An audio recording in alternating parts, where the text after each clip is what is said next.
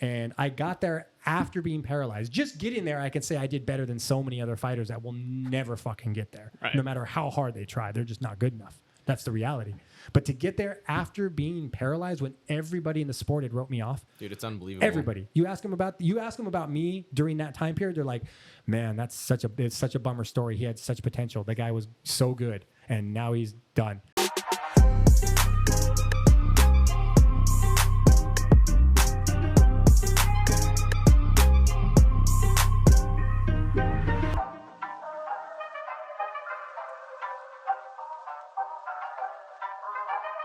Like, okay. It's the same thing. It's the same exact thing. Those fucking Marines that are being told leave. Well, wait, they're going to kill all these fucking people. They're literally going to look. They're killing them now. Yeah, it's outside the airport, and they're like, no, dude. I mean, the day you have people falling off a fucking airplane just to get away from what's coming, they're not even trying to get to the States. They just want the fuck out of there now.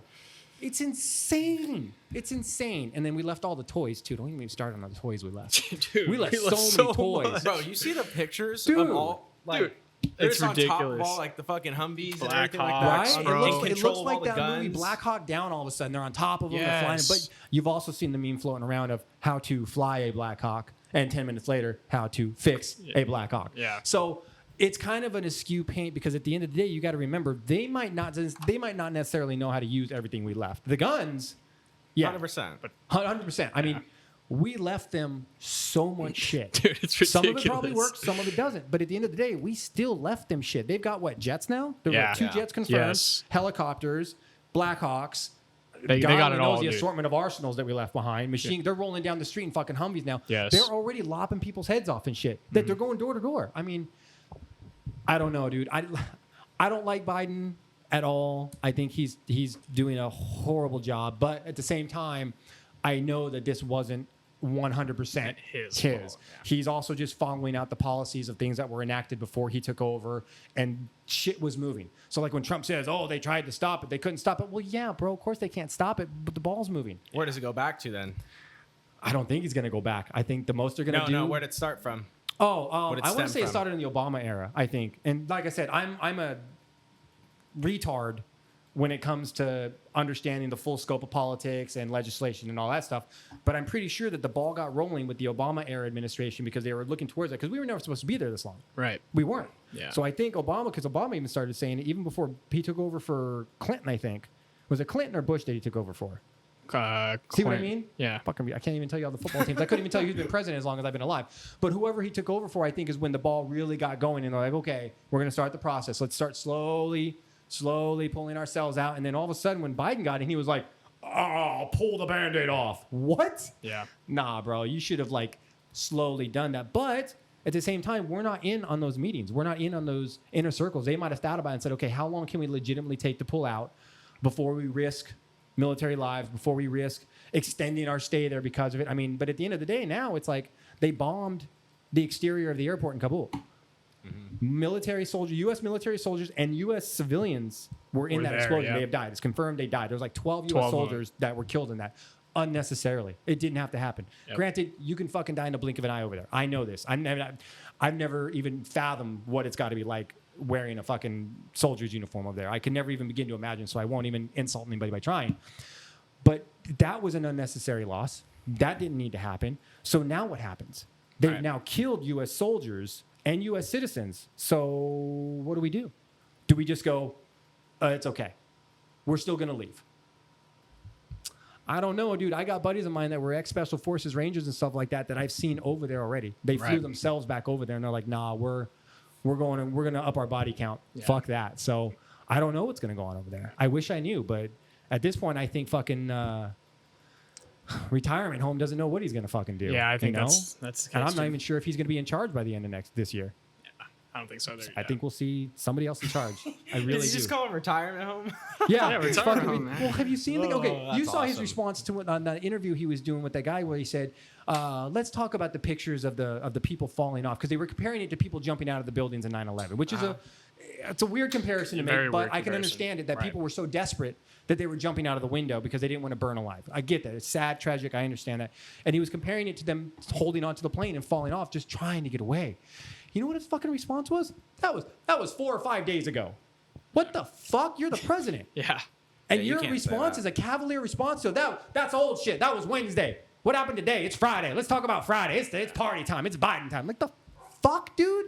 His sorry. press conference today was terrible, dude. Blows me I away, didn't, man. I didn't hear it. He had one today, and he was same thing. Guys, they were at, they asked for. I got to the point where they were just at questions, and one of the guys asked a question, and it was asking about like, is Biden like, does Biden take responsibility for this? Blah blah blah. And he's like, you're gonna ask me if I take responsibility for this? He's like, hold on, let me ask you a question real quick. And then he's like, and then the journalist guy, he's like, yo, like you're not supposed to be asking me a question. I'm asking you the question. And then Politics Biden started 101. getting pissed, and he's sitting there, and he just changed, like literally just changes the subject. And everybody's like, yo, like what happened? We're talking about Afghanistan, like what's going on right now? And then he finally goes back to, he's like, let's have somebody with a real question ask. Somebody else asked. See, and that might be because of his frustration of this wasn't my shit. You know what I mean? True. It just I was in charge when it went down. Yeah. That's like when you got a store that opened up and its sales aren't exceeding anything, but you're replacing the manager that was like a drunk. Right. You know what I mean? Yeah. The guy was a drunk. He fucked everything up. The sales were shot for the year, and then you come in and you're just trying to maintain order. You're just trying to keep it in. This isn't me defending Biden. No. I'm not defending the guy. I think the guy's a fucktard. But at the end of the day, when they say, do you claim responsibility? He might not be able to, and it might be frustrating to him that none of this was his choice. Right. None of it. Again, I'm Alex Jones. I'm kind of a retard. I don't understand politics as in depth as I should at the age of 40, but politics has always confused me to the point to where it's like, dude, all you guys want is divide. Yep. You're not worried about what's really happening to your citizens. You're And just with- worried about whether or not you're sitting in the chair. And with how That's much it. misinformation there is out here too, it makes it even that harder to Massive really, misinformation. The age of technology is going to be our downfall. Like I've told you before, Yes. we're close to the Roman apex. You haven't told me this. Okay, so it's what I call the Roman apex. So you remember when Rome reached its peak of society and then it crumbled, it Yes. crashed. Okay, we as a planet, we as a people, we as a species, not even just America, we've reached the point to where we can no longer advance as a society. We could advance technologically, we could advance medically. Yeah, it's going to happen. It's always going to be moving forward. But as a society, as how we treat each other, how we get along, how we build, how we grow, how we move forward, like we should have had fucking flying cars right now. Yeah. But to get there, I think we've reached what I call the Roman apex, which is the peak of what we can achieve as society because we're eating each other alive as it is. We need to have a crash. And you're And saying COVID was that crash? I don't think COVID was a crash. I think it might have been part of the plan. Again, this isn't me putting my tinfoil hat on, but you have to look past what you're seeing and look through it and go like, for example, don't focus on Afghanistan. Right. It's a horrible, scary picture right now, but what you need to be looking at is what else is going on. Exactly. When Ebola, remember when Ebola came out and it was like, oh, Ebola's going to kill us all. Did you know that the leaders of 5 major world banking companies all died within a 2-week span? I didn't. I did not know that. I didn't either. Yeah. There's tons of shit that happened during that time Yeah, that none of us knew nobody- about because they're going, look over here, look over here, look over here, as they pull out of your pocket. Yep. And all of a sudden it's like, was that your card? And you're like, oh, magic. So is your main Meanwhile- concern that you think the government is, or like the government is hiding something I behind? don't want to say the government is hiding something, but I do think that They know we are more than being, we're There's being more that's told going to look on. this way. Yeah, we're Yeah, being told to look okay. at this way. While Pay attention something to else this. is Look going at this. Look at the masks. Look at your neighbor. Look at your evil neighbor who didn't get the shot. Yeah. Last time I fucking checked, they had a 98% survivability rate, and you only have an 8% chance of catching it after the shot. What the Exactly. fuck are you worried about me for? If I catch it, I die, it's on me. Yeah. 100% on me. Right. Why is your safety my responsibility? So I feel that the divide they're causing is part of the plan. It's part of the agenda, whatever the agenda, whose ever agenda it is. And like I said, I'm not saying it's the Biden administration's agenda, but again, I've also been a firm believer that the president is really not the one making decisions. He's merely a figurehead. I mean, he's the one that looks good on camera. He's the one that people will listen to. He has a Republican or a Democratic following, and it's just the figurehead. So the people making decisions behind the doors, like how long has it been since we know Epstein didn't kill himself? 2 years now? Coming up in Right. 2 years that Yeah. we know he didn't kill himself? We still have no No. round way on that. None. Every time they ask us for it, they get a little salt bay. They give us a little bit. They say, here you go, feed the birds. Yeah. But hey, Afghanistan, vaccine. Like, come on, man. They're doing so many different things to divide us, and that is how you govern. But what's the overall goal of the divide? Like, why would they do that? Ultimate control. Take away, not necessarily, and people say, oh, I'm losing my freedoms. At the end of the day, what freedoms are you really losing? Right now, it's freedom of choice. Right. Not from the masks, because at the end of the day, if you wear a mask, I wear a mask, and we're around each other long enough, our chances of spreading each other are really low, okay? But to force me to stick a needle in my body that has now already been proven. People always say, oh, trust the science. Well, the science has already proven that thousands of people have died from side effects due to COVID exposure. Thousands of people have died from exposure to the vaccine. So you're damned if you do, you're damned if you don't. But it keeps me safe, really, because you're fucking obese and you smoke and you drink and you don't work out and you're in the ICU. And it's my fault. Right. Like 72, 74% of people in the ICU right now due to COVID-related sickness are obese, unhealthy, smokers, McDonald's either, all that shit. And let alone too. Meanwhile, you were talking about it earlier before the podcast. You wear a mask everywhere you go, too, everywhere, right? I'm one of those people that if the store says please wear a mask, I wear a mask. Not because I want to, not because I don't not want to either. I don't want to say, oh, I'm selfish and I only have to wear it because I have to. No, I wear it because I understand. I understand what a business is trying to do. I understand a business is just trying to stay open. That's why it blew my mind when those people were in front of Trader Joe's and stuff going, stop it, stop. It's like, dude, all you're doing is keeping a dude trying to keep his doors open from keeping his doors open. Yeah. What are you accomplishing here? Oh, our rights. What rights? Right. It's a fucking mask. What rights are you really giving up? But when it comes to forcing now people, because remember when the shots were going to be readily available, they said, every American can get the shot. If you want it, it's yours. America, freedom. Now it's get it or you're a monster and you can't feed your family. Right. Last time I checked, there's dudes that are dying from getting the shot. What about their families? Nobody gives a fuck. Right. All they care about is their own personal safety. And meanwhile, it's fucking Joe Burger going, get the shot. Where's my soda? Yeah. Get the shot. Really? Why? You're going to fucking die of heart attack or obesity in about 3 years anyway. What the fuck are you worried about, fat boy? Right. So that's how you know there's an agenda. There's a purpose. What that agenda is, I don't know. But at the end of the day, divide is the agenda. Divide your citizens. Get them to fight each other. Because at the end of the day, when the fighting's done and the smoke settles, one of those groups is going to come out on top. And they're hoping it's their group. Yep. It's hoping it's the group of people that go, stick the needle in my arm. Like, they're already talking about a third booster shot, annual shots. It's like, well, hold on. Yeah. How did we go from something that's got a 98% survivability rate? And again, feel free to check my science on this, check my math, guys. But to my understanding, there's like a 98% fucking... Even if there was a 95% chance of surviving it, that's still fucking eat healthy, work out, live right. You'll be fine. But... I don't know, man. If people were falling down in the street dead, and you came to me and said, bro, there's really only like a 35 fucking... If there was less than if there was a 50-50 chance, I'd be like, stick it in my arm. Mm-hmm. Not because I want it, but because now there's a 50% chance that if I pass it to somebody else, they're going to die. I could understand that. But when there's a 98% chance that you'll live and... There's only an 8%. Now, I got a better chance of making a fucking royal flush on the flop than you do of fucking catching COVID with the vaccine. Again, I've been in poker, so that's why I use those analogies. And I'm probably wrong. It's probably like a 5% chance, but it's really fucking close. Right. Mm-hmm. So your chances of dying from or even catching COVID after the shot are so much smaller now. And then you put on top of that even if you do catch it, you've got like a 98% chance of surviving it. Why are we at each other's throats? It's because Big Brother's telling us to. Right. And again, I'm not putting my tinfoil hat on. Everyone's going to think, oh, you're fucking crazy. It's just you have to stop looking at what's being told to you and what's being shown to you. And you have to look past it for a second and go, okay, what's really going on behind the curtain? What's their real goal here? It's not to keep us healthy and safe because cancer and chemo cost you money. Prescriptions for AIDS cost you money. Oh, don't even get me started on the fact that passing AIDS to another person is no longer a fucking felony. Right. I could have AIDS and know it. And I could pass it on to somebody and not tell them. And the most I get is don't do that. Yep. That's fucking insane. Yeah, when did that happen? That law went into effect, I think, around January when some of the new laws went into effect. This year? Either this year or last year. Again, during the fucking COVID shit. Mm-hmm. All weird shit happens. So look this way. Exactly. While this is going on. David Copperfield. Look over here. Look. Poof. Boom. I'm doing something over here. Mm-hmm. And that's politics 101. Yeah. To think about it. You got to get them looking this way so that you can do what you really want to do over here without anybody going, hey, what are you doing over there? Nothing. Look at the pretty picture. So instead of just saying ignore it, you have to give your citizens a reason to ignore it. You have to give them a reason to look the other way. You have race war. You have cola or COVID. You have the vaccine now. How many people do you think are not going to be able to feed their family because maybe they're the sole bread provider. Maybe they're a single parent.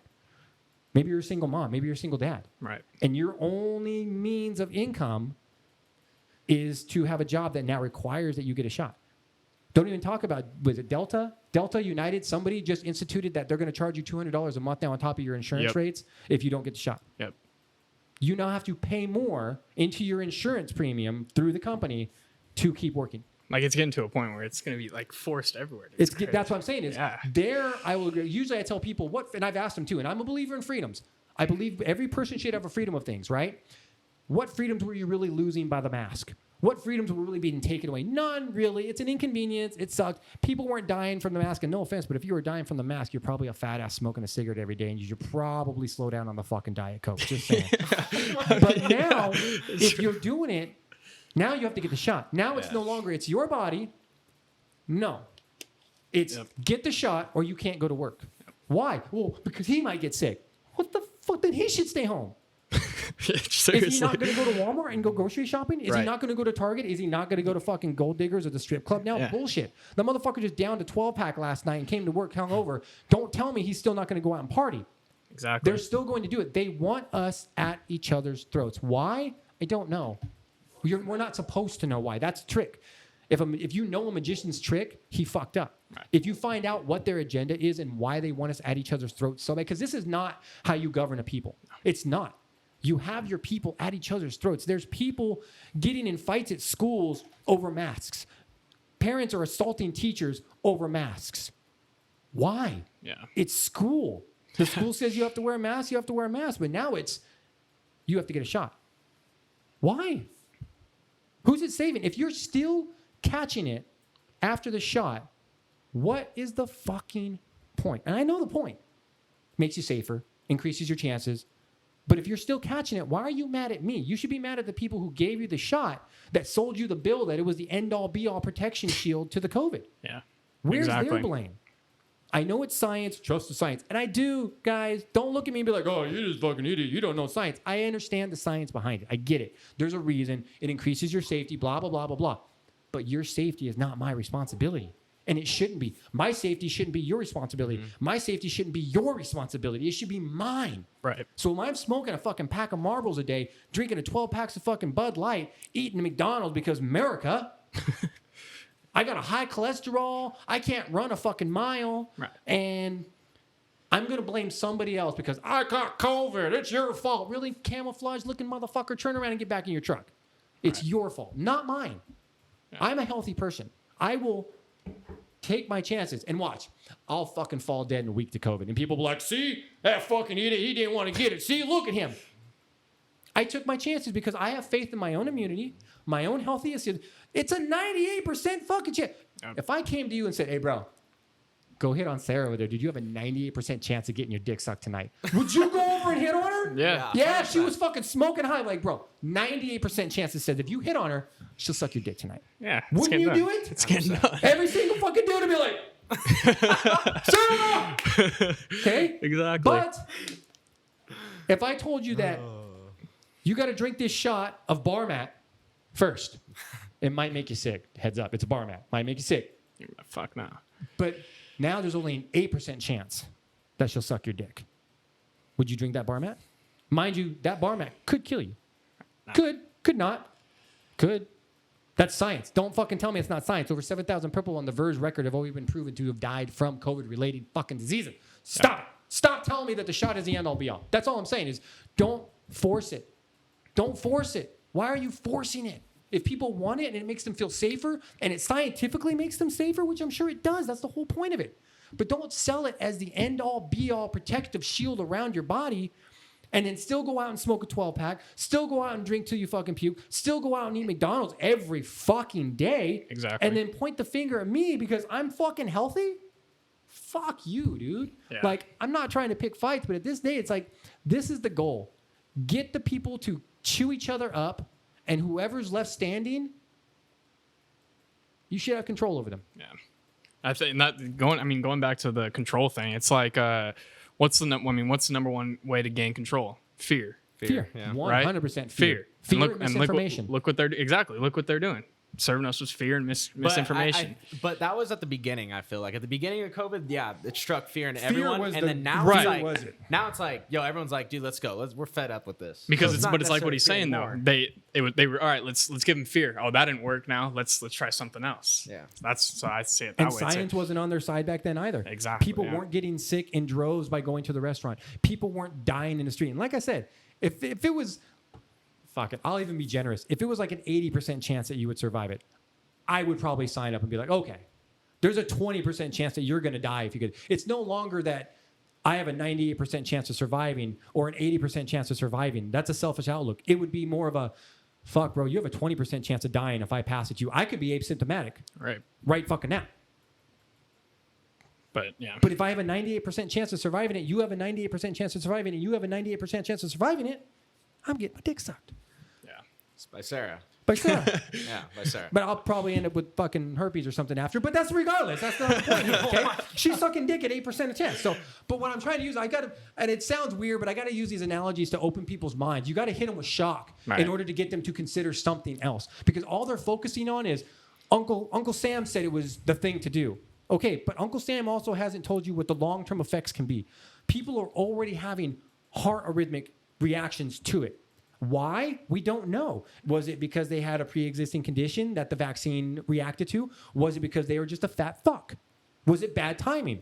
Did the vaccine actually cause something? I can't say that that's the reason. But what I can say is almost 7,000 fucking people have died just from side effects of getting the shot. Yeah. Yes, I understand. What are we up to? Like 4 million? Something like that, COVID-related yeah. deaths or not. And that's But they're assuming that those numbers are accurate. Right. And we've already seen, and it's already been proven, you fucking number guys, it's already been proven that those numbers weren't accurate. Those numbers were massively inflated. You could come in with a gunshot wound at one point. And they would say it was wound, they COVID. say, oh, he tested positive for COVID. Mark him as a COVID death. Are you fucking kidding me? Yep. Is anybody watching? Like, what the fuck kind of game show are we on? Right. Are we on the worst episode of Survivor? Like, I don't get it. Feels like But it. divide is the agenda. It's going to be something. And if this vaccine thing doesn't get it, it's going to be something else. Meanwhile, there's other shit going on that we have no fucking clue about. Yep. No fucking clue. I guarantee you, if they could have kept the Afghan thing quiet, they would have found a way to keep the Afghan thing quiet. They would have. Yep. We literally just rearmed a major enemy region of the globe. They may never come. Great. Blackhawks aren't going to make it over here. Their jets aren't going to make it over here because of fuel. It's just too far. But at the end of the day, they can reach Paris. They can reach a lot of other countries that are allies. Yep. They can now work. They now have a powerful stronghold ability as far as technology and weapons in order to control that area. Maybe they blow themselves up. Maybe they don't. But just the fact that we pulled out so fast and left them all that shit says that there's something else going on. And 100% agree. Now, you want to get your tinfoil hats on? Check this one out. Get your fucking tinfoil hat, guys. This is where you guys can make fun of me. This is where you can go, wow, that guy fucking idiot. At the end of the day,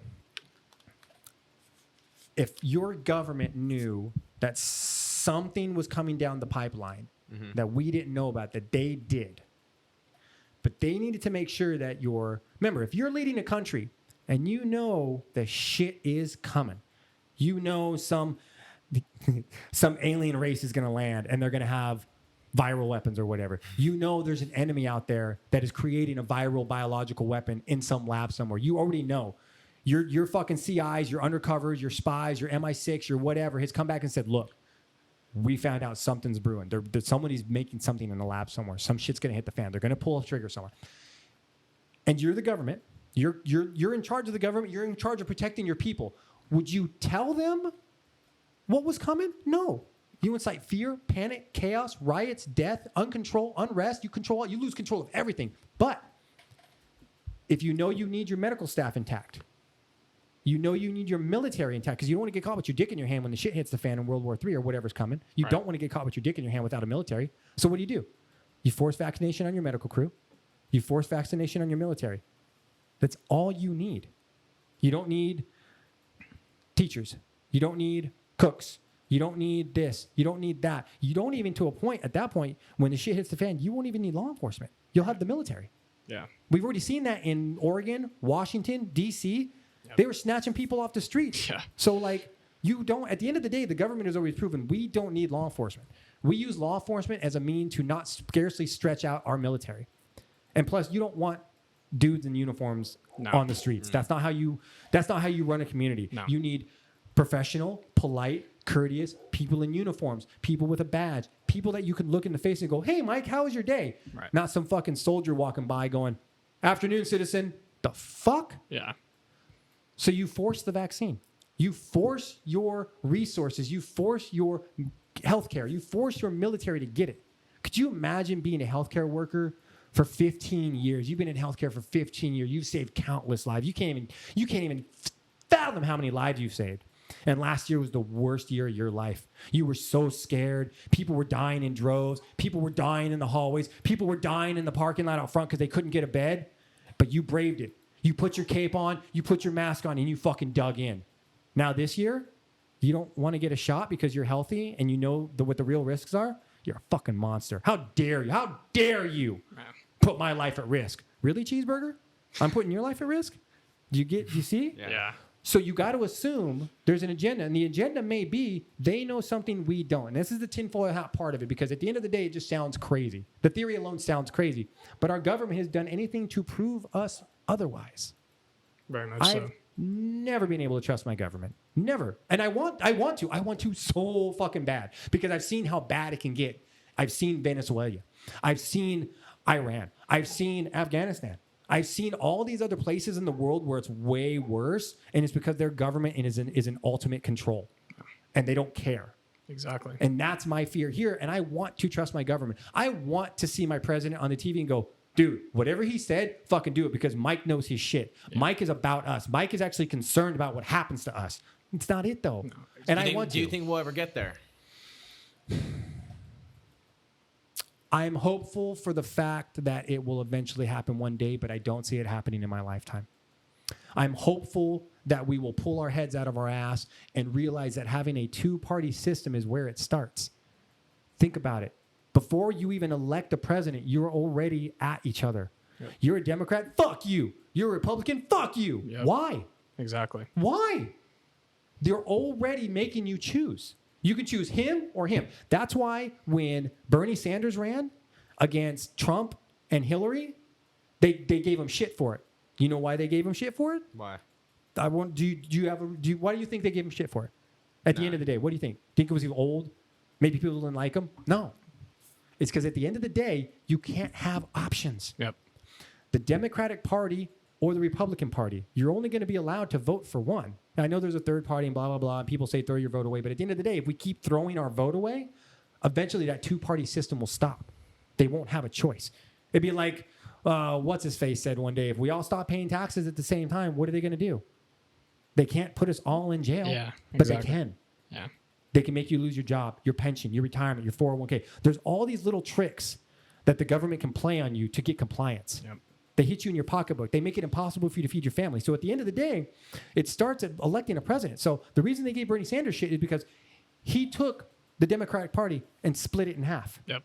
So now I'm voting for you or I'm voting for her. So instead of 500,000 votes for you on the Democratic side, it was 279 versus 320. Meanwhile, Trump on the Republican side got all the Republican votes. Yep. That is why they gave Bernie Sanders so much shit. And so many people were like, "Oh, I'm going to vote for Hillary." Are you fucking kidding me? If you don't, are you worried you're going to get Clinton? What's going on here? Her husband got his dick sucked in the Oval Office. Yeah. And you want to vote her in? And the problem is people didn't want to vote her in because she was the good candidate. She was the right choice. They wanted to do it because she was the woman. Yep. They wanted a female president so bad that they covered their eyes and said, "I don't care whether she's qualified or not. She's a woman." Yep. That's so just insane to think about on an intelligent level that they didn't vote because she was the right person. I'm all for a female president. She can do the job, yeah. As long as she's the right person for the job. People were all mad because Obama. Was he the right person for the job at the time or not? That's all I cared about. I don't care if he was black, white, Hindu, Muslim, Asian, Hawaiian. I don't give a fuck. Are you the right person for the job? Seriously. That's how like it should be. Wife. I'm not going to pick a wife because she's the same race as me. I'm not going to pick a wife because she's super smart. I'm going to pick a wife based on, do we have common interests? Can we come to the same agreement on scenarios? When panic and shit hits the fan, how does she react? Will she react the same way I will, or at least in a manner that's as conducive and helpful as mine? Those are the things that I look at when I'm looking at who the president is. It's like, well, okay, and this is... Don't even get me started on the fact that the guy that got elected had his own fucking reality show. Yeah. Alarm bells are ringing, Willie. The rest of the globe looks at our politics like it's a fucking joke. They really do. They look at our politics, our policies, our legislative, the way we handle things, the way we handle drugs. I'd like to congratulate drugs, by the way, by winning the war on drugs. Guns, knives, weapons. You know how hard it is for a good citizen to gain means of firearms and ammunition right now? Damn near. But meanwhile, Jimmy Lawbreaker can go get fucking a MAC-10 with an extended 30-mount rag for $300 out of a trunk. Yep. Okay. I can't get a pistol. I can. I'm legal. I can get one if I want to. But it's so hard for me, and it's getting harder. Yes. It makes you wonder, why do you want it so hard for your citizens to protect themselves? And I'm not looking to go on a shooting spree. I just want to be able to walk into a Walmart or walk into a store and know that if some nut job pulls a gun out, I'm not going to pull my gun out and start a shootout either. And that's where a lot of people go wrong. They get to CCW and they think they're fucking Johnny Law. Right. No, dude, if the scenario calls for it, yes. Majority of the time, the scenario doesn't call for it, and the only reason shots got fired is because you fucking pulled your gun out thinking you were that dude from fucking Point Break. Remember the original Point Break? That cop's like, I'm a cop, and the guy's like, please don't, because they weren't going to kill anyone. Yeah. They were just there to rob and take the money. It was insured, and that guy got up, shot one of them, all fucking hell broke loose. Yep. Had he not done that, it wouldn't have happened, and that's the point. If a guy with a CCW doesn't pull it out, shots probably aren't getting fired. They're probably robbing everyone, and they're out. No one got hurt. Now, if he grabs a hostage or he does shoot someone, now you wait for it, you take a chance. Because at the end of the day, once they shoot someone, all bets are off. Like when a guy comes in my house, I see people all the time go, what do you need a gun in your house for? If they come into your house, they're just steal your shit. You like stuff more than life. No, because if you come into my fucking house, I am going to assume that you're there to rob me, Hurt me. rape my wife, and hurt my children, because you've already shown me your moral compass is way off the fucking radar. Right. You think my stuff is more important to you than me and my life. Right. And if I try to stop you from robbing you with just a hand, I get pistol whipped or I get shot. No, sorry, amigo. That doesn't mean I'm going to blast the first dude that comes to my house, but I guarantee you the first dude that comes to that door is going to hear the rack of a 45 or the rack of a shotgun and go, I'm home. Right. Think twice. Dude, I just saw a video on Twitter of a dude dropping off a package late at night, right? As soon as the homeowner opens the door, him and his homies literally rushed in, dude, and robbed the whole place. Yeah. And there's audio on the video. Jeez. And like you could hear everything that's going on, dude. It's awful. Imagine the fear in wishing you had the ability to protect your family and knowing you can't because Uncle Sam says you're not allowed to. Back in the day, the CCW, California Concealed Weapons Permits, you used to have to prove to the government why you should be allowed to carry protection on you. A lot of people were, I have to transfer large amounts of equipment or money up and down the state, or my job is this. There's an extreme level of safety that's required for my job, or whatever. And they would evaluate, they would consider it, they would discuss it, and they say yes or no. Then it started to get to the point to where now the government should have to prove why you shouldn't have it. And I'm all for CCWs, but I'm also a firm believer in going, you should have to qualify every year. You should have to requalify. Prove you can still shoot that accurately, because I don't need you out there fucking cracking off a whole mag of rounds, missing every single one, and shooting some poor little girl in the head in the background because you didn't check your background fire first, because you shouldn't be carrying. You're not qualified. Also, annual or biannual psychological evaluations. Prove to me you're not a fucking nut job still. Yeah, you weren't a nut job last year or 2 years ago when we gave it to you, but how about now? Right. Should you still have it? Let's look into it. There should be requalification requirements. But I'm also a firm believer that you should have to fucking take a driving test every year either. There's so many people on the road that should not be on the road for so many reasons. But every year, new tests. But here's the thing. What's it hurting? If you knew that everybody on the road had to prove that they were safe and follow the rules, imagine how many less wrecks there would be. Like self-driving cars. Right. Could you imagine a world where nobody drinks and drives anymore? Think about it. Wow. No more drinking and driving. It would be a thing of the past. Again, societal progression. We can't get there because you're going to take away my freedoms. You ain't getting my truck over my cold dead hands. Yeah. Are you fucking kidding me, dude? Oh, the lithium for the batteries. Look, there's always going to be an evil. But when the lesser of two evils is a possibility of doing away with drunk driving, people running over kids at a crosswalk because they were texting while driving, you know how many times a day I almost get run over just walking through Old Town? Dude, California is Just nuts walking for through the Old Town. drivers, bro. People just fucking don't see me. Yeah. People should have to prove it. And yes, it's an inconvenience. The masks are an inconvenience. But that's it. It's an inconvenience. You will never prove to me that anybody has fucking died from wearing a mask for 30 minutes while they wander around Walmart to get their fucking cheese whiz. They died because of the cholesterol level or their low blood pressure or their high blood pressure or their fucking EKG that they've ignored since they were 22 years old and never went and got it looked at. Now they're 45 going, my chest hurts. Right. It's because you didn't wear a mask. Ugh, makes my brain hurt. Yeah, no, definitely. But at the end of the day, it's divide. I told you, I can ramble, dude. I can fucking ramble about politics for days. It's awesome. And here we are, Guys Being Dudes, episode 14. Hey, thank you guys for listening to Guys Being Dudes, though, for real. You can find us on Apple Podcast, Spotify, and of course, if you're a visual learner, then YouTube. But hey, Luke, Cole. I like visual. Visual's good. Hey, there we go. We just had a whole 30-minute talk. No, right I there. know, but that's the awesome. thing is we got stuck on the politics of it all. Yeah. Like we didn't really talk about anything. Dude. But we got stuck on something that's on everybody's mind right now. Yeah. And like I said, at 100%. the end of the day, if you feel safer with it, do it. Even people come at me and go, oh, anti-vaxxers and this and that. Well, I'm not anti-vax. Where does that put me? I'll wear a mask at the store. Ask me to. If you want to get the shot, get it. Yeah. If you feel safer and it makes you feel safer because it does make you safer, get it. But where does that put someone like me who just wants to mind my own business and lives healthy, eats right, exercises? Where does that put a guy like me who I just want to feed my family? But now it's getting to the point where it's like in my current job, you know, I won't say what district, but I work in a school district.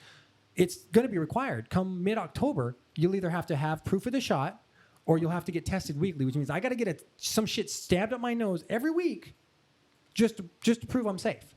And even they're saying the swab or that is now even you that's pick the wrong like nostril, you get a negative test, and you go tra-la-la on your way, and you still spread it. Yeah. Exactly. That's nuts. It's nuts. The whole thing is nuts, dude. The world's freaking upside down. The world People is are crazy. running left and right with their heads on fire. You know, it's chaos right now. But you know, today we've gathered you here in the barn. In the barn, dude. This place is it's awesome. sick, This right? place is amazing. No, right? It's definitely pretty sick. For those of you guys listening on Apple Podcasts or Spotify, you guys got to come on over to the YouTube side of things. Meet Mr. Cole Escovedo, man. He's been in the UFC, been fighting, dude. Crazy story. I Crazy, know. We didn't even get story. around to. We didn't even get around to that shit. Dude, oh my gosh, we haven't even touched on anything. We haven't. Like, we've got so many questions for you, So bro. I'm passionate, and I apologize for eating up and gobbling your guys' time up on the show. But this is great. I'm just very passionate about certain things, and when it comes to forcing me, and that's what it is now, forcing me to take an injection that I'm sure is not going to hurt me, but you're making me take a chance that it won't on something that I'm fully confident that not having it, I'll be fine still. 100%, yeah.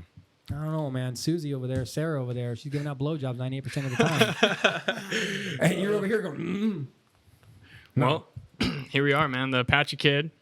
You already know it's another great Yeah, I Tuesday. haven't heard that one in a long time. Yeah. Wait, what'd you say? The Apache Kid, bruh. Now Now it's just the Apache old man. That's what it's. I'm going to be 40 what's the on significance Monday, there? dude. Well, Apache So the Kid. Apache Kid. So when I first started fighting, I got into it when I was like 19, 18 years old. So I was young. And I'm Apache. I'm Native American. And it was a joke. It was like a joke. They're like, because one day we were filling out paperwork and they're like, hey, you got to put a nickname. And somebody was like, go Apache Kid. And I was like, okay. And so we put it. And then it sounded really good when they said it. And they were like, I think we're going to go with this. And since then, you've seen all kinds of other people using it since after. Like, it was just, like, Uriah was the first, the California Kid. Uriah was the first. And it was just awesome. And they were like, just call yourself the Apache Kid. And I was like, okay. And it just stuck. I don't think I could use that name anymore. Now it would just have to be the Apache. It would have to be. I'm going to be fucking 40 on Monday. So it would have to be the Apache. You're about to be 40 on Monday? I know, right? Wow, that's what I said, dude. Damn, that's crazy. That's what I Wait, said. so, But that's back- healthy. Yeah, there you go. Yes. Healthy lifestyle. I don't smoke. I really don't drink. I exercise. I run 3 miles a day. I live a healthy Dude, you life. look like you could hop right now in the octagon. That's dude. what I'm saying, dude. Who's looking for a fight? Come on. But no, it's just, and that's why I'm so passionate about it, because I know I'm healthy. But so if I were to go back now, it would have to be the Apache. Yeah. But the thing that blew me away the most that I think your viewers would find the most interesting about that career path was that I didn't get into the UFC until after I was paralyzed. Wait, so, what? Yeah, you didn't know this? So if you go back and look at my record around 2007, 2006, there's like a 2-3 year gap. Okay. And it was because I caught a staph infection in my arm. I don't know where to this day, I don't know where I got it from. I assume I got it from training because that's where the most prevalent way to catch staph is at a gym. Caught staph. The doctor lanced it. And if anybody who knows medical knows that when you lance something, you're supposed to culture it. You send it off to a lab. They test it. They find out exactly what you have. And they send it back and say, give the patient this. He didn't do that. It ended up being in a lawsuit. I ended up suing him, but he didn't do that. Gave me what's called a broad spectrum. That means we're not sure what's wrong with you. It seems like a small infection. We'll give you a strong broad spectrum. It's supposed to cover a lot of things. It'll probably knock it out. It did, but it didn't kill it. It just put it dormant. And it went from my arm into my bloodstream into my spine. And it turned into MRSA. MRSA is an antibiotic-resistant strain of staph. I'm talking like Superman of staph infections. It just kills people. If you ever met somebody who's had staph and they have a chunk of their body dug out, which a lot of people do, it's because it turned into MRSA and they have to dig it out before it infects the rest of your body because you can't cure it. You have to dig it out. So it moves into my spine. One day I wake up, I can't pee. Then my legs stop working. Then my arm starts to go numb. So by the time I get to the hospital, I have a basketball-sized bladder and they can't figure out what's wrong. And is it, wait. So you just said you can't pee, legs going out, your arms starting to go numb. Is this happening like in seconds, or is this like over like a day? 12 hours. 12 days. Within 12 hours, all of a sudden, because you don't notice non-peeing. You don't know when you stop peeing all of a sudden. Of course you just be like, oh, I haven't had to pee. I didn't pee for all like the 2 days leading up to it, and it didn't dawn on me at first. It didn't fathom. I just thought I hadn't drank a lot of water or something. Then I started to notice my stomach started to swell. My bladder was getting bigger and my stomach started to hurt. And then as I noticed that, I felt my legs start to go numb. I couldn't feel them. And then I couldn't feel them at all. And then hours later in the middle of the night from the excruciating pain that I couldn't take anymore because my back started to hurt. I was in excruciating more pressure pain. and stuff. And I've been a fighter. So I've had my face crushed. I've had my arm broke, my hands broke. So for me to be in pain from a back pain was telling me something. And then my arm started to go numb. They take me to the hospital. At the end of the day, they're like, we found out what's wrong with you. It's a staph infection. It seems to have turned into MRSA. But we found out because what they do is they inject a dye into you and they'll put an MRI dye because they want to see where the blockage of the nerves are because it's a nerve thing. If you're not getting the message, there's a blockage somewhere. Okay. They thought maybe there was a swelling disc, a bulge in my spine somewhere. They're like, did you have any recent injuries? Did you fall hard? Did you get slammed hard or something? Did you fall on your neck? Something's blocking the message. And they put the dye in there and they said, oh, there it is. And it was a big ass blockage in my spine. And like, okay, we're going to prep you for surgery. We're going to get in there and we're going to fix whatever it is. After surgery, my neurosurgeon got in there and said, you're not going to believe what I fucking found in there. He said it created a cocoon around my spinal cord and they had to scrape it off with scalpels to get it off while trying to not damage the nerves that it was attached to. Jesus and to this day, I still have existing nerve damage from it. To this day, there's days where like I do legs too hard or I do too hard of a workout. Like sometimes my legs will start shaking and I can't make them stop. It's part of the long-term process. So, but I do that, I get better and I'm telling the doctor, hey, when can I go back to training? And he's like, I'll be honest, you'd be lucky if you walk without a walker again. He's like, it was really bad in there. He's like, I've never seen anything like that in there. So I'll be impressed if you walk right.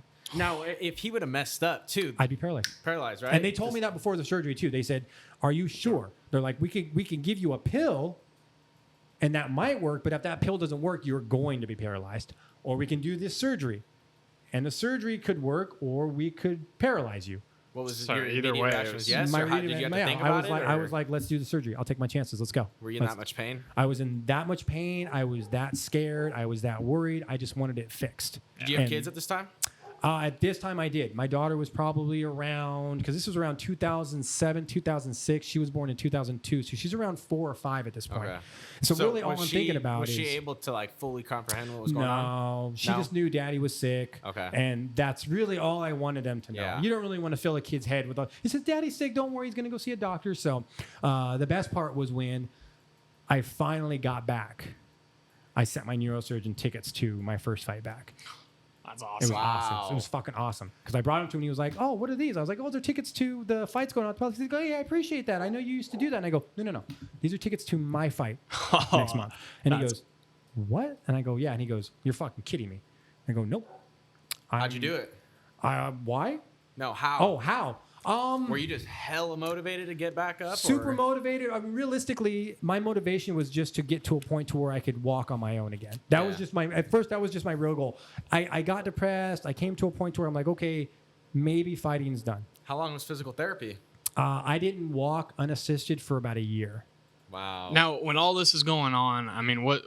Because to me, like, if I'm hearing a doctor tell me you might not be able to ever walk again, I don't know what's. I mean, like, what was going through your head? I'll be honest, and I'm pretty ashamed to admit it, but alcohol became a big thing. I found myself drinking every day. I was depressed because at this point I'm still in a wheelchair. Right. I'm not even to a walker yet. I'm still in a wheelchair, still have very little feeling in my legs, can barely move them. Like I can move my toes, but there was no strength. Right. It felt like there was no strength in it. Like, you know, when you go to pick something up, just like, I can't. Yeah. You're just the workout was so hard. You're like, I can't even pick up this orange. But it felt like that all the time. So there was a lot of depression. And then I remember, it was my mom. She came to me one day. It was one of those slap some sense into you moments where she said, look, you can either spend the rest of your life in a bottle and you're not going to get any better. You're not going to go anywhere. Or she said, you can just accept that you might not fight again and just push yourself to get whatever quality of life you can. Get to the point to where you can carry your daughter at the park again. Just get to the point to where you can walk. Just do something besides sit in a chair and drink your life away. And I thought about it and I was like, she's right. I can still do something with my life. And so I just physical therapy it, pushing. Like I said, it took a year before I could walk unassisted. I spent about unbelievable. 6 months in the wheelchair first. So right then and there, after your mom talked to you, what was your first step? What was your first thing you did?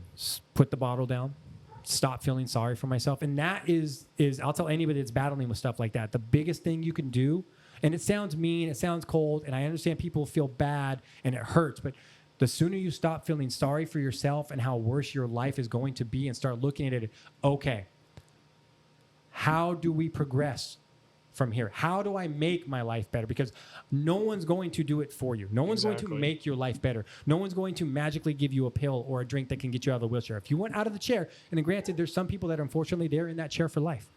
I'm lucky I'm not one of them. Right. I'm not a religious person by any means, but I'm very grateful that I'm one of those people that found the will or whatever it was that was able to get me back out of that chair.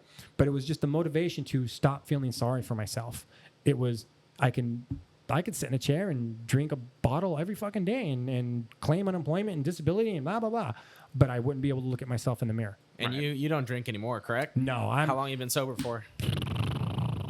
well, you catch me at the beach maybe, but I'm not a drinker in the sense that I've spent so long not drinking when people offer me drinks because I don't believe in drinking and driving. Okay. So that was one of the big factors is why I work in a casino, so everybody's drinking. I'm like, no, dude, they'll get a taxi. I'm like, yeah, but if one of my kids calls me and says, Dad, I need you, I don't want to be 2 beers deep at the bar after work and go, and then get behind the wheel and kill someone else's kid.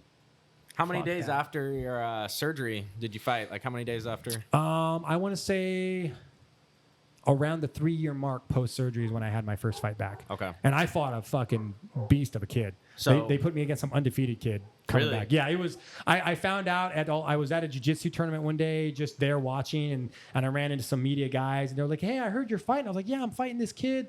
You know, I gave him their name, and he was like, "You're fighting that guy?" And I was like, "Why?" Michael And I'm like, McDonald, right? Yeah. Yeah. And at that they call him Mayday. Because he hits you, you go down. Yeah, man. And I know this because we had a rematch and he fucking pushed my shit in. But that first fight, he was like 7-0 MMA, but he was like fucking a bazillion amateur fights undefeated. He was just wrecking people. Wow. The kid was like 18. Okay. He was just wrecking people. And they're like, bro, that's a fucking tough first fight back. And I was like, nah, I got it. I ended up winning that fight. Relatively unbelievable. easy. This is in the UFC too, No, right? this was at the Palace. I had, I want to say like 1, 2, 3, 4. I want to say like 5 or 6 fights in the farm league before I got the call. And I only got the call because I talk shit. I made waves. I saw that they were signing all these guys, and then the straw that broke the camel's back was they signed the fighter, and I won't name his name because he's a great fighter and he's got a great career, but it was nothing against him, but he hadn't fought in 2 years. And I saw that they signed him. They're like, new sign. I'm like, hold on. And I looked up, like, that motherfucker hasn't fought in 2 years. How does he get signed? I've been wrecking dudes since I came back. I haven't fucking lost since I came back from being paralyzed. Right. Who the fuck does that? Yeah. And so I started making waves. I got online. I made videos. I started talking shit. I started questioning the UFC and putting it out there and getting people going, yeah, that is weird. Why did they sign him? And the second that happened, I got a call from Sean Shelby going, the fuck are you doing? And I was like, what's up? What do you mean? He's like, why are you making my job hard? You're making my life hard. Why? And I was like, because I want in. Who is this? Sean Shelby. What at the importance time, does he he have? was the matchmaker for the lower weight classes for the UFC because it was around that time. Because not long after I got paralyzed is when the UFC had bought the WEC, the organization I was fighting for at the time, and they created the lower weight classes. They didn't have anything below 55 pounds at that time. It was lightweight was 155, and that was it. That was it, yeah. They bought the WEC because they saw the growth potential and the market potential for the lower weight classes and said, you know what? We're going to bring it in. We're going to bring these guys in. We're going to create some new weight classes. So it was around that time that it happened. And so I was just like, how am I not in there? Because they picked me up before I got paralyzed. They bought the WEC, which was the organization out at the Palace. It was getting on TV. It was HD Net and stuff. And they bought them, and they bought up a bunch of contracts. Mine was one of them. But I had to go, I'm paralyzed. I'll call you back kind of thing, you know? Right. And I said, hey, why am I not in? How do I get in? And he's like, you're making my life hard, dude. Stop it. I'm like, I'm not. I'm going to keep making videos. I'm going to keep talking shit. I'm going to keep questioning every fucking fighter you sign until you drag Give me me my in. chance, yeah. And he said, okay. And he called me like a week or two later and said, you want in? I got you in. It was against, I made my debut against Venom Apparel, who later went on to be the 135-pound champ. Yeah. And he was 29-1 and was 28-0 at that time. So he had lost like his first or second fight and hadn't lost a fight since. And he was one of Jose Aldo's sole training partners. Wow. So getting Jose Aldo ready for his fights, and he was a monster back then, a fucking monster. Connor got lucky. He was a monster. He was one of his sole main training partners. So they're like, we're going to bring in this Brazilian guy. And I'm like, okay. And it was on like super short notice. It was like super short notice. His opponent fell out or something. He was like, if you want in, this is it. And then for those of you that are like, oh, yeah, that's easy. Bear in mind back then, and I don't know if it's the same now, I can't speak on it from experience. But back then, the experience was when they called, if you said no thank you, you weren't going to hear from them again. Yeah. That was it. So he goes, look, hey, you know, if you don't want to take it, we'll give you a call down the road. But the reality is they're not going to call you. Yeah. That was my opportunity, and I said, let's go. And I lost a decision on that. And I still dropped him. To this day, I still feel I should have won that fight. I dropped him in the second round hard. Yeah. Just dropped him fucking hard. But I lost the decision because of takedowns. I'll own it. I lost because of takedowns. I didn't defend the takedown. He never did anything with it. But at the end of the day, if I had just sprawled, I would have probably won that fight. Yeah. I would have won the decision. Points matter in takedowns, regardless of what the point system's askew. So, but I got into the UFC by talking shit. You're a fucking badass, dude. Like, Hey, he's talking about a UFC fight right now. He was in the dude. You were, oh my god. I know, right? Bro. And to this day, Yeah. I'm so lucky to have been there. I'm Like, so that's lucky because to walk crazy. out to Vegas, dude, and have just thousands. And I've had thousands of people. I fought in Saitama Arena in Japan. I fought in Japan twice. And I wanna those are talk about 15, 17,000 arenas. And they're always packed. That's where I starched that fucking dude in Yeah. Japan. You what? You look it up. Yoshiro Maeda fight. yeah. It was my first Japan fight I took. Knocked his ass out? Well, yeah, I threw a kick. I kicked his leg out and then caught him with a head kick, and he just went stiff. Like, he goes back and his arms are stiff, right? Well, as soon as he hit the ground, before his head even bounced off the canvas, I was fucking airborne. Hendo bomb. And just fucking, there's pictures of it online. You could see Dude, me. that's I'm what you were in the showing me air, earlier. dude. He was Yeah. like, dude, this. I'm I don't know in if you the know this, air. but like, So- he was one of the guys that like started that shit. Like, So I did Hendo bombs before Hendo did it. So I just wrecked that dude. So I've been there in front of thousands of people. I've been there. So to go out there now, it was awe-inspiring is the only way I can say it, because you don't know what it's like to be there until you're there. Similar to an NBA or an NFL athlete who's always been just under that level, and then he gets to that level, and he's played football his whole life. He's played everything. He's done everything. The second you walk on that field and you hear that first hike, It all changes. Yeah. It all changes. I don't care if you're Terrell Owens, RG3, Troy Aikman. I don't care who you are. They'll all have to admit at the end of the day when they look at themselves in the mirror, it's different when you hit that big league. It's different. The When you lights finally get feel there, different. huh? You finally got there. And that's all I ever wanted. And you're kind I of like, oh, just wanted- shit. yeah. Let's go. Like, fuck. I was like, I'm here. Let's Yeah. go. And I don't even care that that's where my career ended. I got there, and I got there after being paralyzed. Just getting there, I can say I did better than so many other fighters that will never fucking get there. Right. No matter how hard they try. They're just not good enough. That's the reality. But to get there after being paralyzed when everybody in the sport had wrote me off, Dude, it's unbelievable. everybody. You ask them about me during that time period, they're like, "Man, it's such a bummer story. He had such potential. The guy was so good, and now he's done." Nobody saw me coming back. Nobody. So when I did it, everybody was just like, "Are you fucking insane? This kid's a monster. Yeah. How's he doing this?" It's mindset and will. A dude that rode motocross for the Metal Militia told me one day backstage while he was drinking beers before his fight. I asked him, and I said, "How do you do motocross?" Because I thought those guys are fucking crazy. You're doing backflips on a motocross. Yeah. I fuck up, I get beat up. Yeah. I'm getting laid, I'm getting some beer. You fuck up, you could be dead or paralyzed. You don't land that backflip, or you hit the throttle wrong at the wrong time, bike lands and you on you. land wrong on the flat end, and you Yeah. fucking snap your spine, you're done. Exactly. Can't feed your family now, nothing.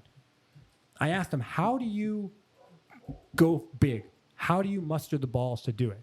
Mind you, we're all getting paid to go fuck each other up in front of people, which you already have to be a little to do that. You have to be to get into a ring with another man that you don't even know and Yeah. be expected to hurt him before he hurts you. Not only hurt him before he hurts you, but hurt him so bad that he says, "Stop. Yeah. Stop hurting me."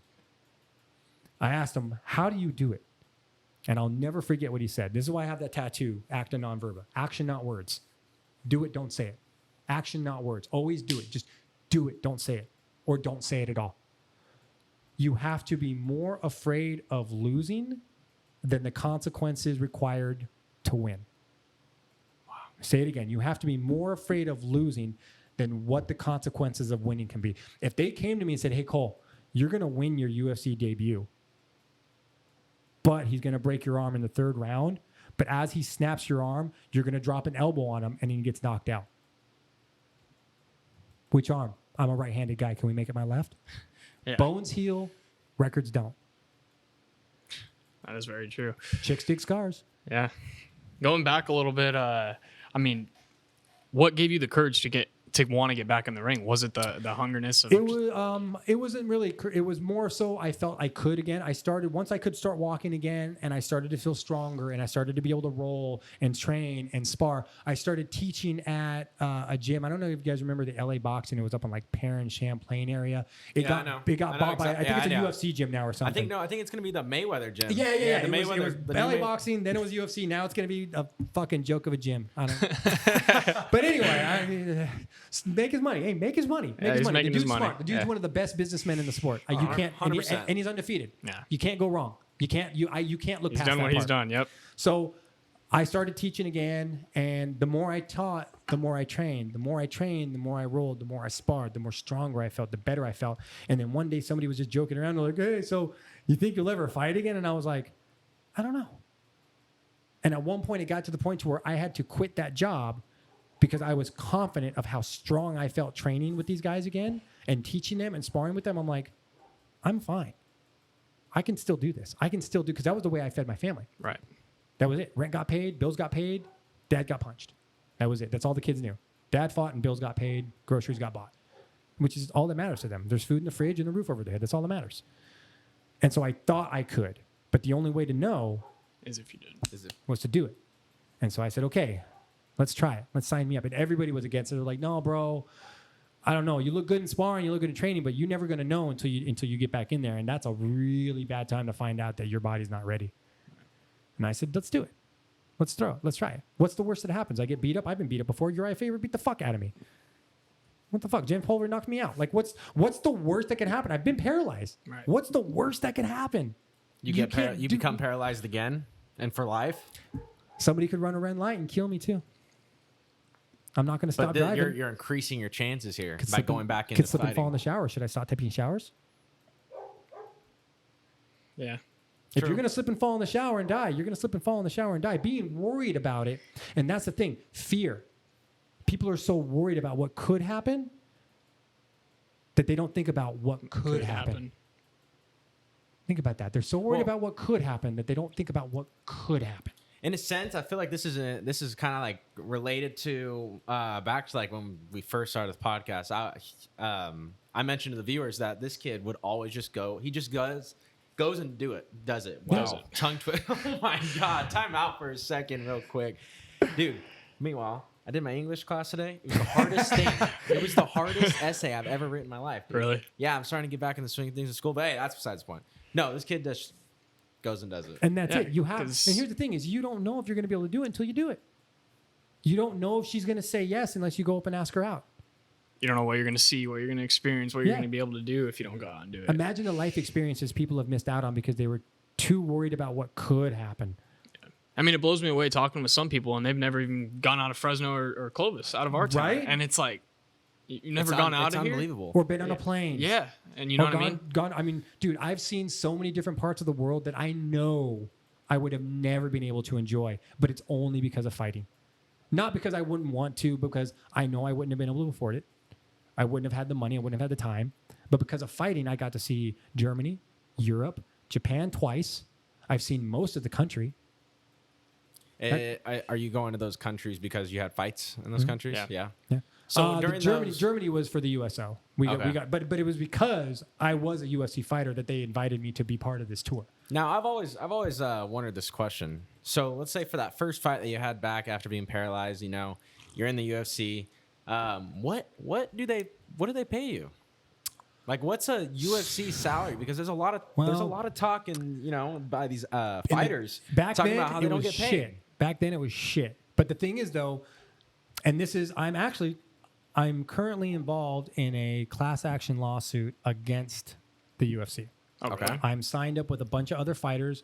A federal judge acknowledged and recognized that what they did back then was creating a monopoly. So what they did back then was, if you were an organization that was having fights, if you really started to pick up momentum and started signing decent fighters and having good cards and having sold out shows, and then you got a TV deal like the WEC, Invicta, all these different organizations that got a TV deal, the UFC said, we're just going to buy you. They're the Disney of the MMA world. They said, we're just going to buy you.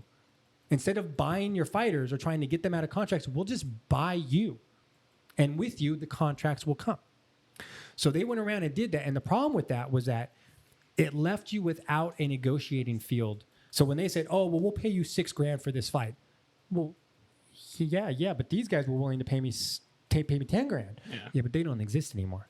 We If own you want you. to fight on TV, you have to fight for us now. But all right, well, there's no one to fight for. When you're left with no other viable options in order to reach the level of what you need to reach to get paid, to market yourself, to brand. You can't brand and market yourself and make money on an organization that doesn't have a TV spot. Right. It's a waste of your time. Yeah. You need to be fighting for organizations like Combate. They have a deal with Univision. Yeah. I wouldn't fight for a place like Combate if they weren't on TV. I wouldn't fight for anybody these days if they didn't have a TV deal of some kind. What's the point? You won't be able to showcase your skills. What's the point? You can't brand yourself. Good luck, fucking luck with that. So the UFC has created a marketing powerhouse, and people utilize that. Oh, yeah. Look at Conor. Conor is the perfect example of somebody that saw what the UFC was capable of and fully committed to it. Yeah. And used the UFC's machine to create Build who the he Conor is. McGregor Yep. that we all see. If it wasn't for the UFC, we wouldn't even fucking know Conor McGregor. Yep. If the UFC didn't have the TV deals they have, the pay-per-view, the whatever they have, ESPN, look at it now, ESPN.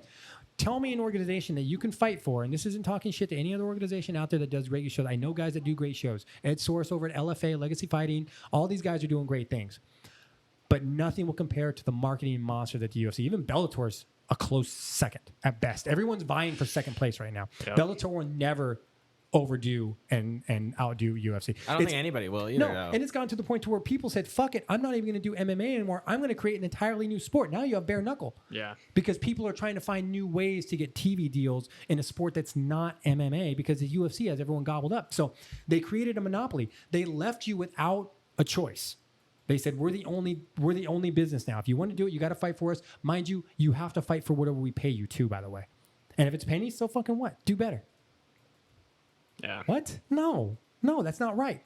So that's why I'm involved in this, because a federal judge agreed that what they did was creating a monopoly and allowed the case to start moving forward.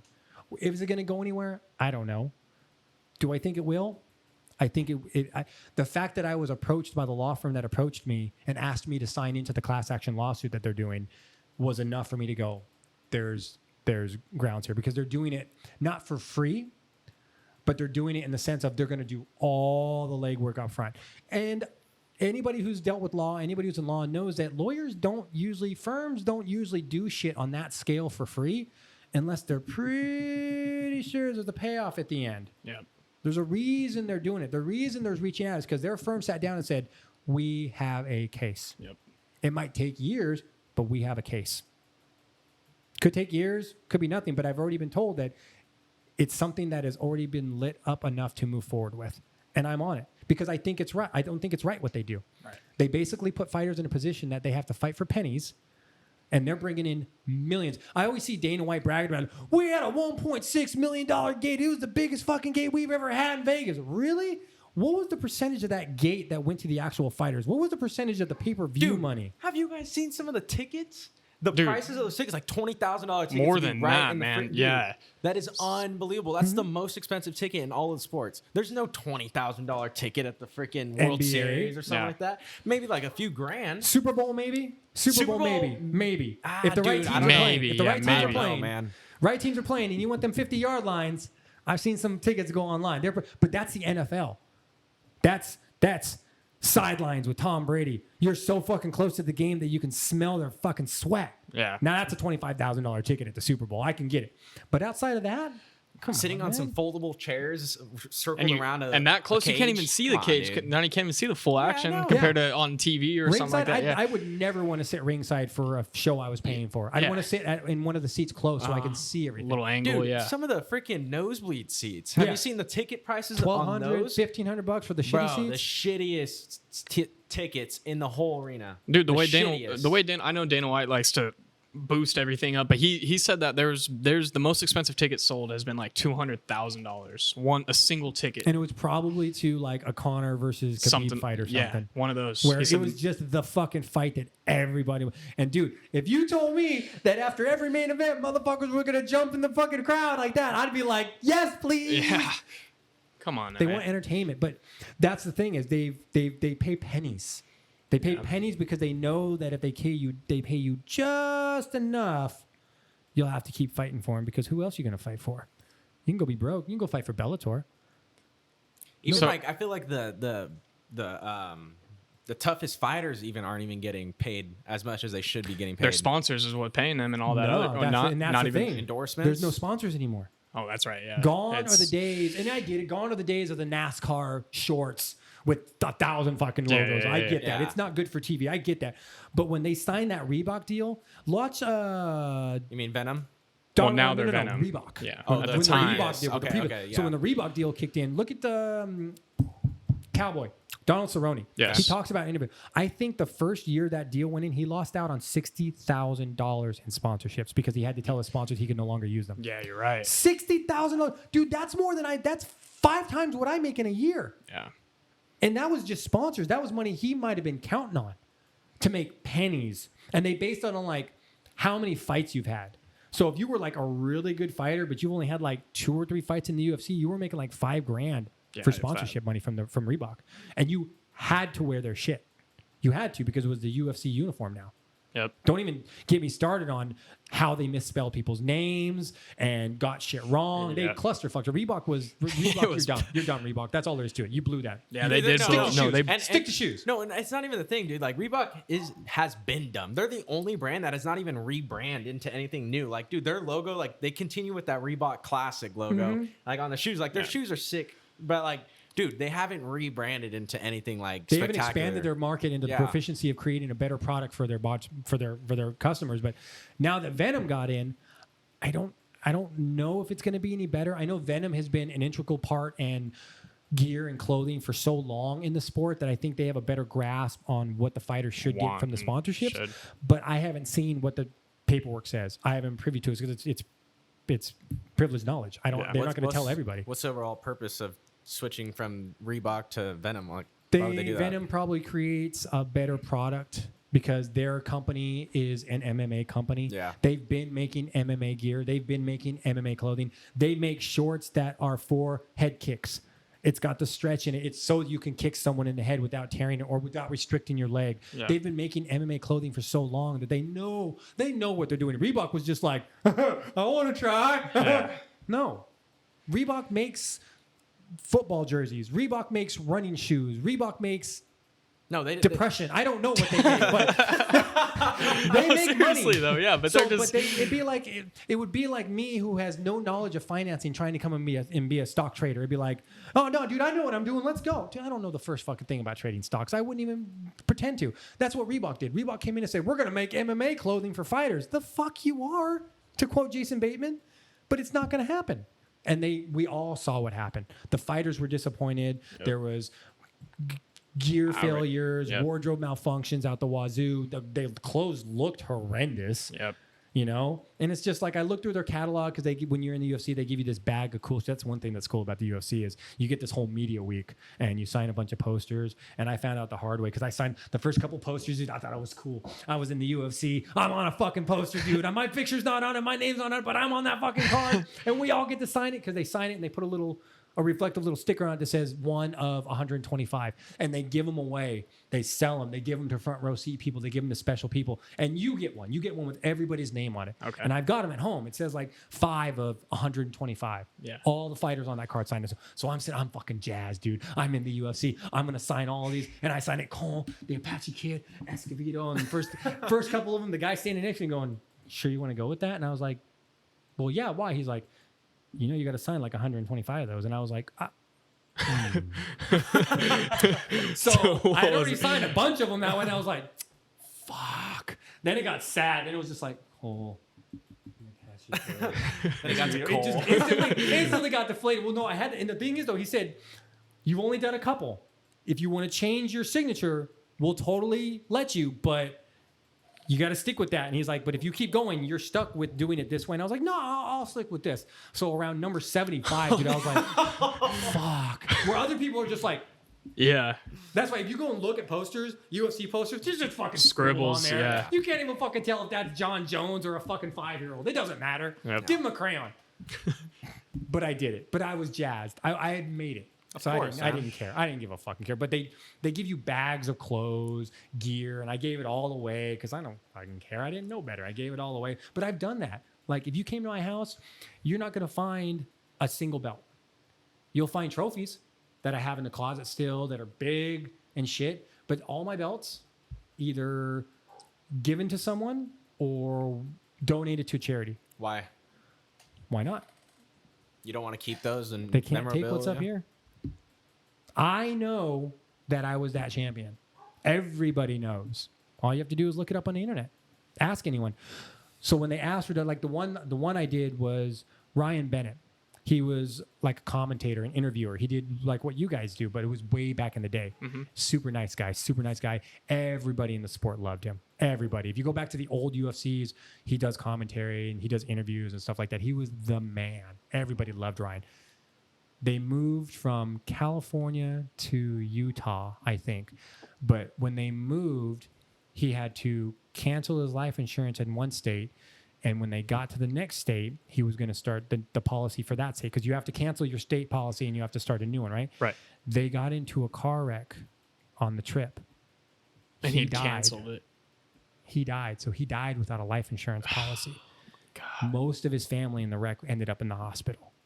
It was bad. It was so sad because his family was fucked. Yeah. They had no life insurance policy enact. It was like just bad. So the MMA community came together and they basically just said, whatever you have, shirts, posters, gear, whatever, please donate it so that we can sell it off and raise funds to help his family not only just pay their bills, but pay the massive amount of medical bills that they're going to be looking at. I think his wife and like 2 of his kids were in the hospital for months. Oh my God. Some of them weren't expected to make it. That's how bad this wreck was. And so they hit me up and I was like, yeah, dude, let me see what I got. Took a belt, signed it, didn't even think about it. It was like one of my first championships belt from the WEC. And I only had so many because I had lost to Faber. So the title moved to him and I had to give the last one I had up. Oh, okay. So I just said, fuck it, signed it, sold it. Some dude in Japan bought it for like $3,500, $4,500 or something, which isn't a lot, but it sold instantly and the money went to there. And then another one, I think I just donated it because there was somebody that was collecting stuff for some kid who was sick or something. I don't even remember because it doesn't matter. Right. To me, it doesn't matter. If somebody asked if I would be willing to part with it for a good cause, and I said, yeah. All it's going to do is sit there and collect dusts. Things. They're just things. At the end of the day, I know what I did. It's all up here. Yeah. The only thing that can take it away is dementia, Alzheimer's. Hey, I've been punched a lot, man. When I look back on it and see there's a fight in the UFC where I get dropped and I hit my head on the canvas and I come back up swinging and like 5 seconds later I get caught with another clip and then I go down. So that means that I got hit hard enough to shut my computer off for a second, which now means you have a concussion. Your brain is now swelling. Imagine how many times you've seen guys just get the horse shit kicked out of them in a fight, and then the round ends. And then the round ends. Yeah. And then the next round starts. The brain swelling, the concussion is literally setting in right before your eyes as they continue to get punched and kicked and hit, and their blood pressure's up and the swelling is going. See, and that's why I get pissed off to like thinking about and like hearing all these fighters talk about how they don't get paid much. And like for your case too, like you worked your whole life, bro. Mm-hmm. You worked your ass off since you were a teen, you know, to try to make it to that one level, the UFC, dude. And you finally get there. And even like you weren't, you know, you're not fighting John Jones, but still you should be I'm sure. You should and I be can compensated imagine, correctly. Yeah, exactly. And the rest some of, of the highest guys aren't even compensated correctly. Yeah. You have some of the guys now. Here's where the wheel starts to churn. You're now going to have guys that have enough pull that are just going to go, no, I want more money. And they'll make it loud. They'll make it proud. They'll talk on it. They'll speak on it. Because what are they going to do? John Jones did it like a year ago. It may have been a year ago. John Jones is a bad example. Yeah. No, but he said, he goes, dude, I should be making way more money They than should. what they paid me. The He's only like, guys that really made good money back then were like the Liddells and the Coutures. And even then, they were making like $1.50 per pay-per-view buy. But they were the Chuck Liddells. They were the face. The face. Look at the Connors. Now, Connor gets the kind of money because of Connor. yeah. Nice. Connor was, and I don't want to say right place, right time. Connor saw the UFC and its marketing machine and how to really use it, and he fucking ran with it. Seriously. A lot of it was just Connor being Connor, but Connor never had the exposure from an organization as at the level that the UFC did. And once he got into the UFC based on his skill, he got in. At the end of the day, anybody who hates Connor, if you don't like Connor, great. But he still made it based on his hard work. Yep. His talent got him in there. One of the greats. He is one of the greats. I don't care what anybody says. And I even talk shit on him because I think he's fucking squirrely sometimes. But he created the first megastar. I mean, the dude has done more as an MMA fighter than anybody has had. Uh-huh. I don't care what fighter. The dude went from fighting everybody in MMA to fighting fucking Floyd Mayweather. Yeah. Name me one athlete in any sport short of, like, say, Bo Jackson, who was a crossover athlete at the level of success. Even Michael Jordan didn't do it. How about Top this? of it, he's signing deals left and right, too, business deals left and right while he's fighting. You know what I mean? I mean, like, his whiskey's horrible, but yeah. don't tell him I said that. He'll hit me in the bar. He sold it. He sold that But company.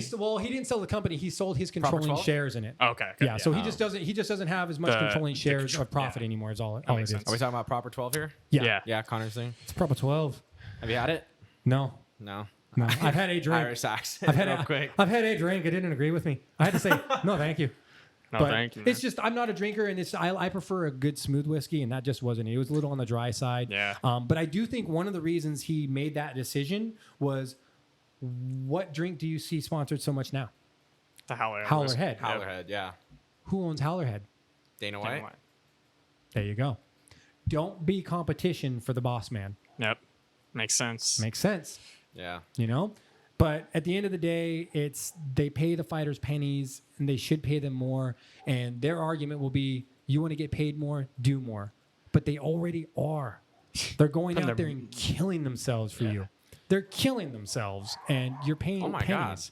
Got a little dog attack outside. Dogs are fired up again. Dude, hey, security's top notch, bro. Yeah, dude, security's top notch. Going back, I mean, explaining like you're saying, getting pennies on on the dollar, dude. I mean, do you think that that's the sole fact that the YouTube? That's kind of what I wanted your take on the YouTube fighter, all this stuff that's going on. Do you think that's why you're seeing some of these, like the Tyron Woodleys, kind of going off? Because I mean, at the end of the day, Tyron's going to make way more money in this fight than he's probably ever did in a UFC fight. That's why we all kind of poked fun at Ben Askren, because we knew he was going to get fucked up. Yeah. You're taking an MMA fighter with no real known striking skills and putting him up against a boxer, which, mind you, don't even get me started on how little of a boxer he is, but he's a boxer more than Ben Askren was. Yeah. I will not deny that. He actually knows what he's doing.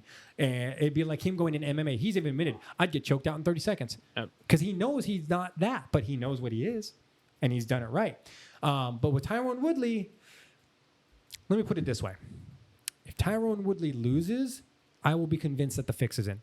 Yeah. I think Tyron Woodley is a good enough, well-rounded striker that he should win that fight. I think so too. He's 100%. a good enough striker that you put gloves on him anywhere. You put gloves on Roy Jones Jr. and stick him in MMA. Yeah. That's a dangerous motherfucker. Right. And just think about it. You're taking a guy that punches you with 16 ounces and you're going to give him 4 ounces gloves. I've always said it. You give a really good boxer a sprawl and how to check kicks. Yeah. You're going to have a monster because 100% of the fights start standing. Yeah. And the dude's already knocking out dudes with 16-ounce gloves on. Bro, you're going to kill someone, bro. That's what they thought they were going to do with Kimbo Slice. Yeah. We all saw how that turned out. Yeah, exactly. May he rest in peace. But we all saw how that turned out. But I think with the Woodley thing, it's definitely money, which is what blows me away is these guys are retiring from UFC. And that gets me blown too. Once you retire. Don't retire and then come back. Then retire and then come back. It's like, dude, make up your fucking mind, dude. You're like I'm not going to say something that will end up getting me killed. But you're like somebody who's indecisive. Yeah. Okay, I'm not going to name a species, but if you're like somebody who's indecisive and you can't make up your mind, it's back and forth. When it comes to fighting, either retire or fight. Yeah. Don't go back and forth. And don't make a big deal out of retiring. Exactly. That blows me away too. Oh, I'm going to retire. Who the fuck cares? You're done, be done. People will ask you on their own if they want to know why you're not fighting anymore. I retired. Exactly. People ask me all the time, how can you stop fighting? Because I got offered a job that was able to feed my family without having to get punched in the face anymore. Yeah. It's not that I wanted to stop. It's not that I couldn't keep doing it. Because even when they cut me loose, Sean Selby said, go and get 1 or 2 wins. Come back, we'll re-sign you. You're a good kid. You're good on TV. You look good. You're marketable. Just go get a couple wins, build your momentum again, and then come back. Yeah. They were totally open to that possibility. Some guys, they just shut the door and said, we're done with you. Right. But I just was. But you done. were a badass. Yeah, so but I reached that point that I wanted to get to. There was really, short of winning a gold belt in the UFC, there really wasn't much more for me. And at the end of the day, you really got to look in and go, do you think you're good enough to get there? And if you don't, maybe it's time to call it quits. Yeah. Save yourself some grace. Save yourself. Be man enough to walk away and know that you're not good enough. You have to, and that takes a big pill to swallow to accept that you're not good enough at something that you've chased your whole life. You're good enough to get there, but there's always going to be someone better than you. That's got to be extra hard considering in the fighter's world, you got to believe that you are the best. You have to. Every time, no matter what. That's why it drives me crazy that people look down on Conor. Conor's not egotistical or self-hype. Conor believes in himself so much more than anybody else on the planet. Ever has, ever did, ever will. Ever will, ever could have. Yeah. And that's what it takes. You have to believe in yourself so much that you look crazy to everyone else. Yeah. You have to, because if you don't, that little bit of second guessing, you'll never touch gold. Yeah. That's what it takes. It really does. You just have to believe in yourself. And don't let people tell you that, oh, you're just egotistical or you think you're better than you are. No. I just believe in myself that fucking much. And that's what Conor did. And he proved it to us. Conor was a great fucking fighter. Yeah. He's been on kind of a down skid. I think he needs to pick a weight class and stick to it and go back to just kicking ass. Do you think that's because he lost his hunger? Because before, when he came in, he was hungry. He was hungry to be the guy and all that. And now that he is the guy and done his thing, do you think he's kind of just... It happened many times. How many years has he been fighting? Do we know? Not that long. I want to say 5 less than 10. Yeah, less but than more 10. than 5 years. It's like 2013 to get his collective 14. thing. So he's still young. He can still do a lot. I don't know what he's going to be like after that injury because that's a bad spot to get your leg broken. What about Khabib? Where's Khabib? He's just coaching. I know he's Khabib's coaching moved now, on to but coaching. how old is he? How old is he when he retired? He was He's in 30. his early to mid 30s. Yeah. And Early to mid- his sole reason, my belief, his sole reason why he retired was because of his dad passing away. Yeah, He was the guy right by him the whole Yeah. time. That was one of the main reasons Yeah, he did it was because his dad believed that he could keep going and keep doing it. He's like, son, I'll be next to you as long. And that's why his mom said, you can't do it anymore. Dad's gone. Yeah. And I thought, dude, I lost money on this. I thought for sure that Khabib's first fight after, and we'll circle back around to the Woodley thing. And I felt that Khabib's first fight after losing his father was going to be his first loss. Yeah. You can lose a coach. You can lose a family member like your father. I didn't think anybody could lose both and still find the mental strength to keep going at that kind of level where you make one mistake and you now have a notch on your zero side. Yeah. But because his coach was his father was his main coach for his entire career. They were fucking closer than I think I've seen any coach and fighter because it was his son. And he believed in doing whatever was necessary to make sure his son was as prepared as possible to avoid the worst scenario in his mind was watching his son ringside get beat up. Yeah. And so Khabib, I think, seeing that commitment and that faith pushed himself beyond what anybody thought they're capable of to continue winning so bad that was that important to not lose in front of my father. It's that important. I don't want to lose in front of him. It matters to him that much that I don't lose. So then when his dad was gone, we got that one last fight out of him, and then he was like, I'm done. Yeah. And everyone's like, oh, he'll come back. And I'm like, nah, dude. I saw him when he talked about it. I could see his eyes. I'm like, that dude's done. He's done, yeah. He's done. He said he's done. He's done. He's too much of a man to go back on saying, I'm going to stop and walk away. But now he has, Eagle Fighting Championships. He's doing partnerships with the UFC, Contender Series stuff. And he's going to be a great coach. The guy's going to be a monster coach. The guy that he's coaching is 5-0 in the last fights that he's had. He's beating the shit out of everybody. I think he hasn't had a fighter lose yet. Yeah. So whatever formula Khabib has figured out is the formula, and whatever it is. So, but to go back on your question of how do people get to that point and just lose that fire, we've seen it happen before with guys like GSP. Yep. GSP got to the point to where he was so fucking good and so far above everybody else that it scared him. He no longer wanted to beat you. He just wanted to do enough not to lose. And there's a big difference there between going for that kill and risking it because I might miss and you might clip me. Yep. To, I'm just going to play it safe. I'm still the champ. You still have to beat me to get the belt. And I've always hated that. Yeah. I've always hated that. Just because you're champion, you get more leeway in the judge's eyes. Fuck that. It shouldn't be like that. That belt should become vacant. You should have to vacate the belt when the title fight is on the line. Yep. You should have to vacate it. Yep. That way, if you lose, it's because you lost. If you won, it's because you won. Not because you get the little... because you're champion. So fucking what if you're champion? That next dude could be champion. Yep. That's why everybody blew their top when Hendricks fought GSP and just beat him the fuck up for 5 rounds. And even Dana White was like, I don't know what fight the judges were watching, but it wasn't that one.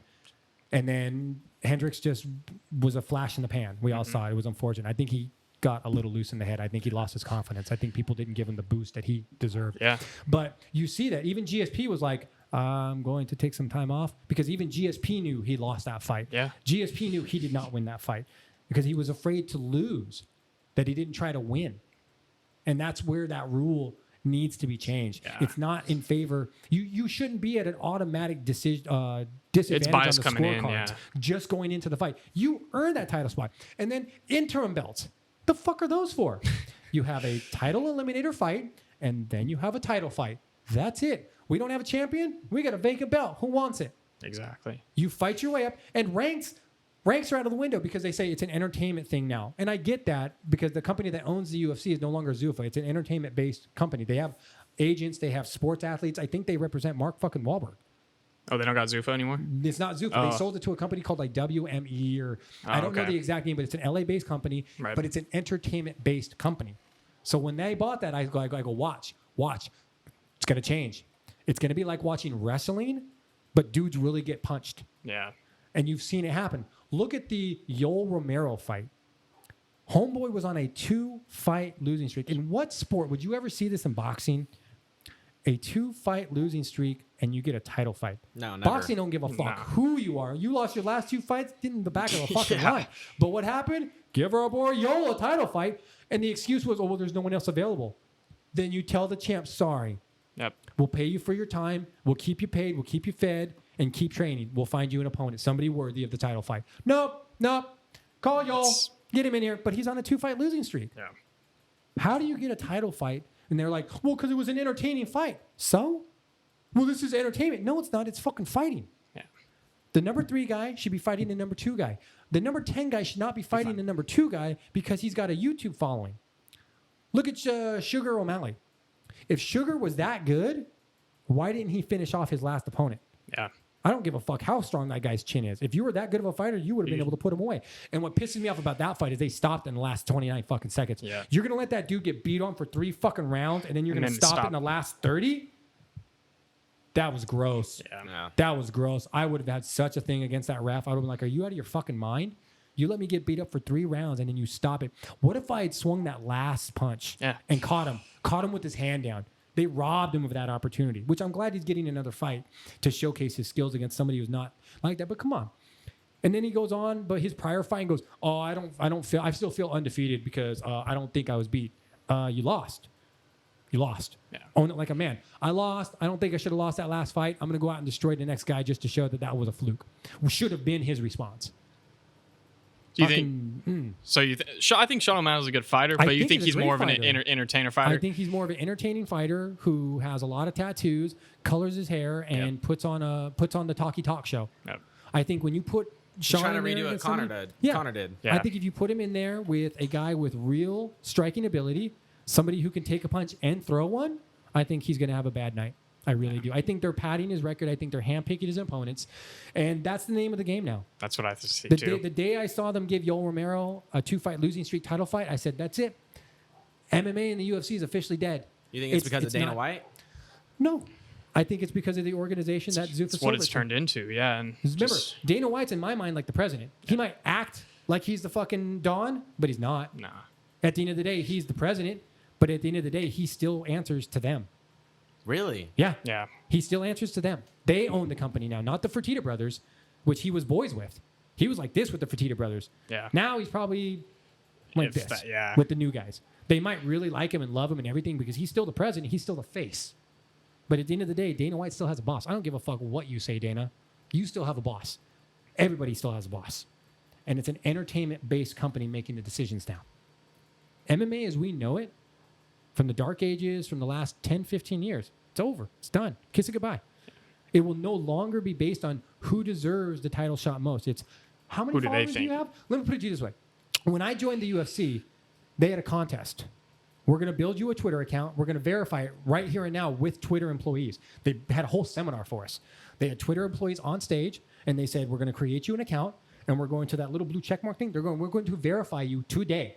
You'll have a verified UFC Twitter account. It'll be you. Everybody will be able to look at it and go, that is officially Cole Escovedo. Whoever gets the most followers increase between now and this date will give you $10,000.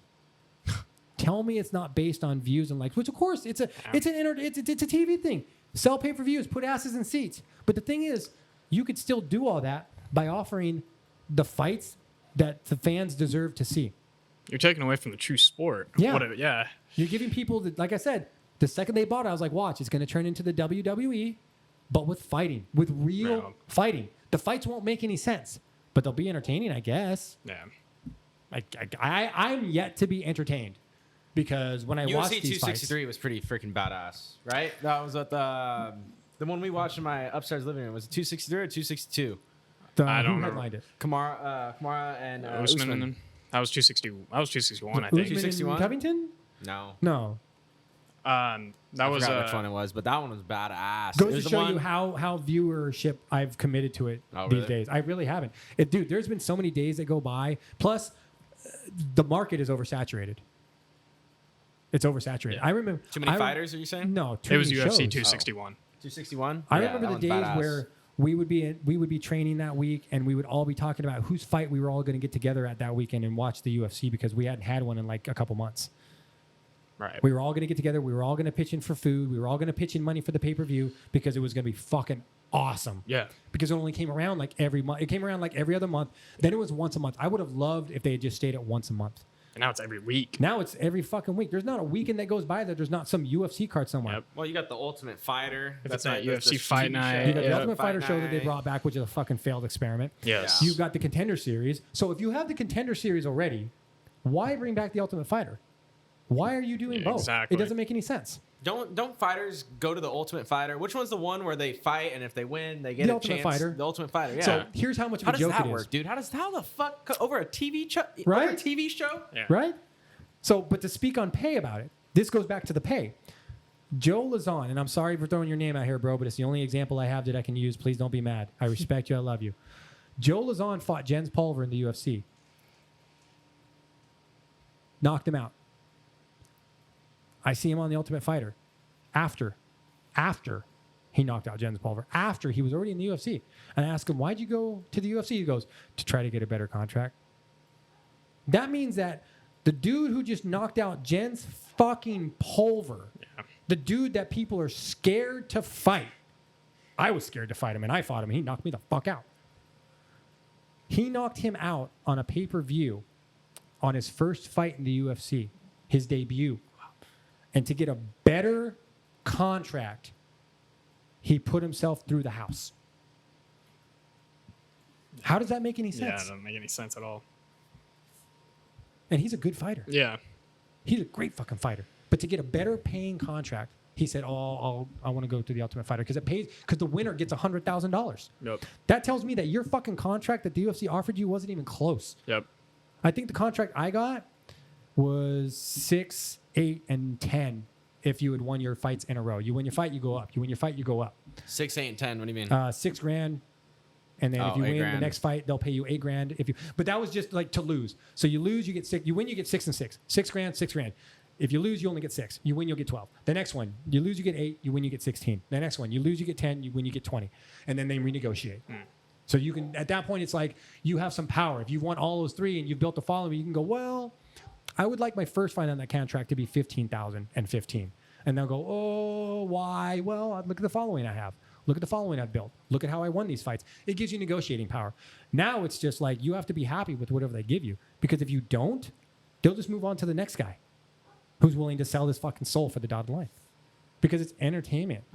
Give me one of those entertainment fights that they've claimed that have actually been entertaining.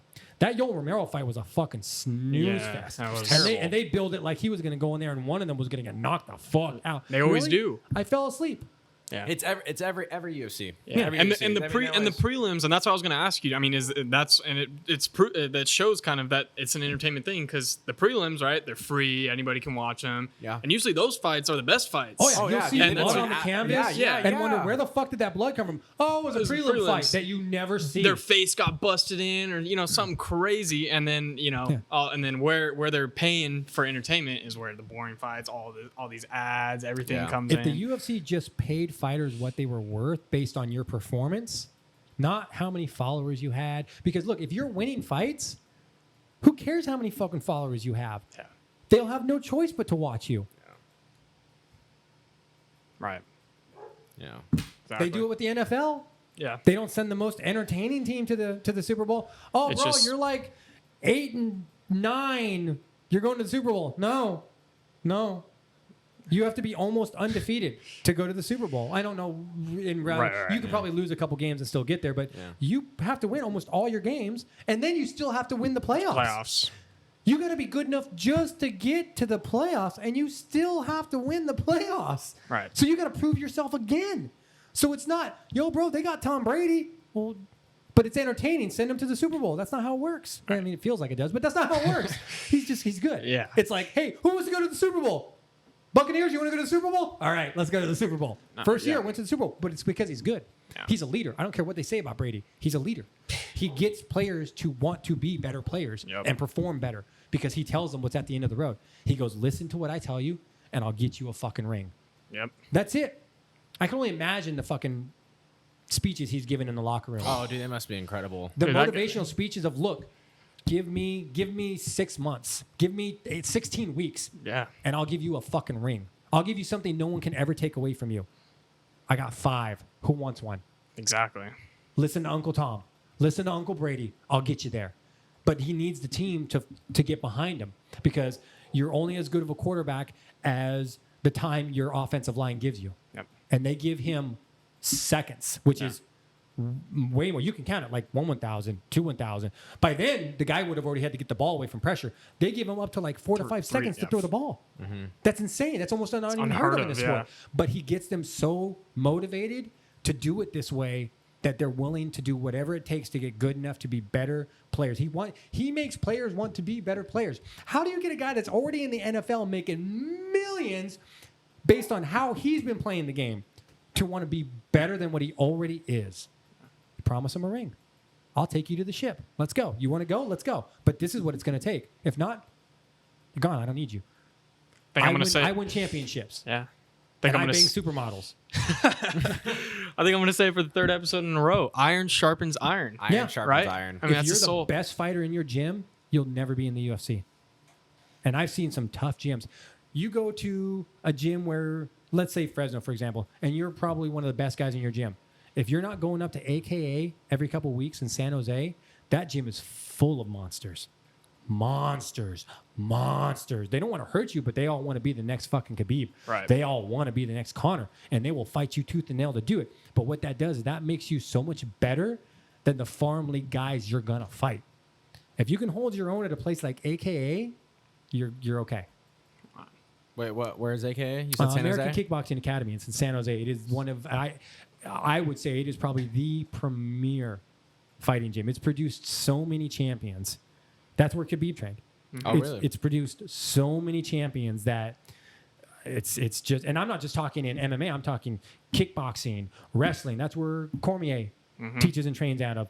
Khabib, Josh Thompson, Javier Mendez, just Mike Swick.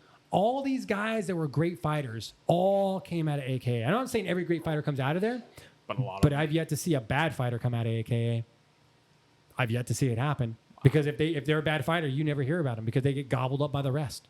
Now, where for a kid that's like, let's say, I mean, I haven't heard of anyone actually, no, there's a couple people that I back from high school that are wanting to fight. But like, you're from here, right? Yeah. So when you were that young, where'd you go? When I first started fighting, mind you, I've been in martial arts since I was 6. Okay. So I've always been doing like karate or taekwondo or something like that. I trained primarily out of Pacific Martial Arts when I was younger. And over time, I transitioned to Dethrone. Okay. And Here in town. Yeah, I here in heard of town. Dethrone, When yeah. Koscheck opened his Bullet and Marks gym, I went over there with guys because we were looking for a higher level of training. Yeah. And it was being offered there. So you want to get better, you go where there. the better training is. So, Yep. and this is nothing against PMA. They have great programs on. They have amazing programs. They have a great gym. There's lots of great gyms in town now. But back then, it was just, remember, I'm from the dark ages where you went to MMA fights and fight to prove whose gym in town was the best. So when people said, where should I train? You should train at our gym. Why? Because we had 3 guys on that card and not a single one of them lost. That's why. That guy right there fighting for the title, he fights out of our gym. Look, see how he just kicked that guy in the head? Oh, he won. Shocker. You know what I mean? And that was the goal back then. Now it's just like kids programs pay the bills. Mm-hmm. Every gym owner will tell you, kids programs pay the bills. So they have solid training programs here, solid jiu-jitsu programs. So, but everybody now, it's almost like has a good program. But if you want to go to that next level, you have to move. You have to be willing to go out of your comfort zone. You have to be willing to go be the small fish in the big pond, or you will never grow. And that goes about Goes for everything. Everything in life, And yeah. you can be comfortable, or you can grow. You can't do both. It's impossible. I don't care what anybody tells you. You cannot be comfortable with where you're at in life and expect to grow to the next level of what you want. You want more money in life? Grow economically. Be better with your finances. Save better. Be smarter. Stop buying that Starbucks. You have to be comfortable. But I have my Starbucks every day. Time to be uncomfortable. Start making your coffee. Buy ground coffee. Start making your coffee every morning. Right. Costs you $8 to buy a bag of ground coffee. Lasts you for 2 weeks. Yeah. You know how much people blow on Starbucks? It's It's ridiculous. ridiculous, Ridiculous, man. right? And then Not they even complain just about how they Starbucks, need too, more all these jobs. other places. I need another job. Really? Because I see you buying Starbucks every day, and you eat out lunch every day, and you eat out dinner every day. Right. Drop $150 at the grocery store. Yeah. You'll eat for a week. Yeah. But Seriously. you want to go? No, I was gonna say I have to ask the one question is your triangle choke. Oh yeah, Luke's been freaking all fired up. I've been fired up Dude, about I this. gotta talk to Because him no, about his you're gonna put triangle choke. we're gonna put this video up. I mean, you knocked this guy out with the flying. You've knocked multiple guys out or submitted or whatever. The Joe Martin fight. Yes, and that one, the flying triangle Flying choke, triangle. man. I was one of the nuts. first guys to pull it off in a fight. Where'd you And- learn that? I mean, It's not so much that I learned it, is more of it is you have to eliminate the fear of what's going to happen if you fuck it up. You're either going to embarrass yourself, right? or you're going to fall and be in a bad spot with the guy on top of you, or you land it and look like a rock star. And you look like a fucking More badass. afraid sick. of losing than the consequences of winning. And I have 12 of my 17 wins by triangle. Some of them are attributed to like TKO or something stupid for some reason. But if you watch the fights, it was 12 out of 17 wins were by triangle. The rest were by TKO. I have one decision win on my record, and I was sick as a fucking dog. I was throwing up backstage. Shouldn't have fought. One decision win. Everyone else, I've finished you. That's it. Out of 17 badass. wins, I finished 16 of those guys. And the best part is, and this is don't get mad, guys. There's pre-fight interviews, right, where the guy's like, "Oh, I'm so and so, and I'm a badass." But the interviewer will ask him, "So, Cole's known as the triangle, and when you go on the ground with him, he usually triangles you. What have you done different to prepare for this opponent? What have you had to do different?" And they're like, "Oh, I've been training with so and so, and they can't triangle me, and I'm good. I'm not worried about it. My jiu-jitsu's top notch." Post-fight interview. So when the referee woke you up after he choked you unconscious, you know how many dudes I've left snoring in front of their hometown crowds? Multiple. That's gotta- Multiple dudes. dude, Hey, you feel the like a best, badass, bro. the best was I slept a dude in Utah. I'm not going to say his name because he's still a good fighter and he still has a career. So I don't want to put mud on him because he's a good guy. But I slept him, got up, and just the crowd lost their shit. My coach was like, "Bro, you're going to get us fucking killed. We got to go." I've been in some bad spots, man. I've been in some bad spots before. We had the Mohegan Sun, Connecticut. I fought a guy where there was an undercover FBI agent, and that was, I think, undercover for the Hells Angels at the time. Oh, wow. That was there watching this. There was a riot after the fight because the Mongols were there. The Mongols are probably one of the other largest motorcycle groups Yep, in the Hells country. Angels. They're fucking huge. I don't think they extend as globally as the Hells Angels. You can find Hells Angels chapter in Germany, Ansbach, Germany. I've been there. I've seen it. Really? Yeah, Ansbach, Germany. We stumbled in by accident drunk, and then we looked around and was like, "Yo, we're in the wrong fucking place. We need to leave now." And we did, because everyone was looking at us and we're like, "We're in the wrong place, sorry." And we just left, and they let us leave because they knew we were just going from place to place, and we just stumbled in. We didn't look. We were drunk. We didn't look. All right. But they were there, and they ended up fucking throwing beers at the ring, and some dude threw it back, and it was like watching a horror movie. He's behind the door. He's behind the door. We watched as these dudes circled around, and you could see them doing it. They were circling around, and you're like, "Dude, turn around, turn around, turn around." Fucking dude pulled a machete out and just fucking started stabbing this guy, right? After that happened, all hell broke loose. People started running, and the fucking promoter zip-tied the chairs together. The worst thing you could do, because one chair would fall over, it'd knock over a whole row, but it wouldn't go anywhere, and people were getting trampled on. Next thing you know, dude, about a minute in, you hear, "This is the sheriff's department. Everybody on the ground now." And you just heard, "Foomp, foomp, foomp, ding, ding, ding, ding," and they just tear gassed the whole fucking arena. Where is this? It was at Mohegan Sun in Palm Springs. Holy shit. No, I take that back. Sorry, Connecticut. Mohegan Sun's in Connecticut. It was Casino Morongo in Palm Springs. It's a larger- Morongo. We've been there. Yeah, we've been there a few Back when times. they had that big ass tent outside for events and stuff, okay, it was yeah. a big ass outdoor tent, and they just fucking tear gassed the whole thing. Oh my. Wait, dude, a fucking dude pulled out a machete and started stabbing someone? Yeah. Stabbed the fuck out of him. Dude died there. Oh we my went back God. the next day because we were friends with the promoter, and we just said, "Yeah, we'll go back. We'll go check it out." Dude, it was one of the more bloody fucking things I've seen. There was dry blood all over the place. There was Jesus bloody handprints Christ. all over the place. You can see where the dude tried to drag himself away as he tried to crawl. You could see where his knee and his boot prints tried to crawl away. And they just sat there and just fucking kept stabbing him. It was God. bad, bro. And was you saw bad. it? Yeah, we watched it happen. We watched it happen go down. That's why we were watching it happen. And we're yelling at him, "Dude, turn around, turn around, turn around." And then boom. Didn't, nothing. Oh my God. So I'm saying, man, people throw beers at the crowd. My advice is don't turn around and throw it back because you never know who you're throwing it back at. It was like 250 fucking Mongols had their own section, and you just see this fucking wave of people just come towards the ring. I was like, well, that dude's fucking dead. Holy shit. It was bad. It was a bad scene, bro. It was a bad scene. That was one of the more worst things I've ever seen at an MMA event. Well, I think in general, dude, you watch so many games. Stabbed to death by And a a machete. Like Yeah. I've seen dudes get beat up in Dude. front of their kids. I was never a big proponent of your family being there. You want your wife or your girlfriend to be there. You want your family to be there. Cool, but don't let your kids be there. Yeah. Mark Coleman is the perfect example when he had a pride fight. His little girls were there after he got the shit beat out of him by the Emperor, Fedor. Yep. Got the shit beat out of him, and his little girls sat there and watched. And I was like, dude, why would you do that to them?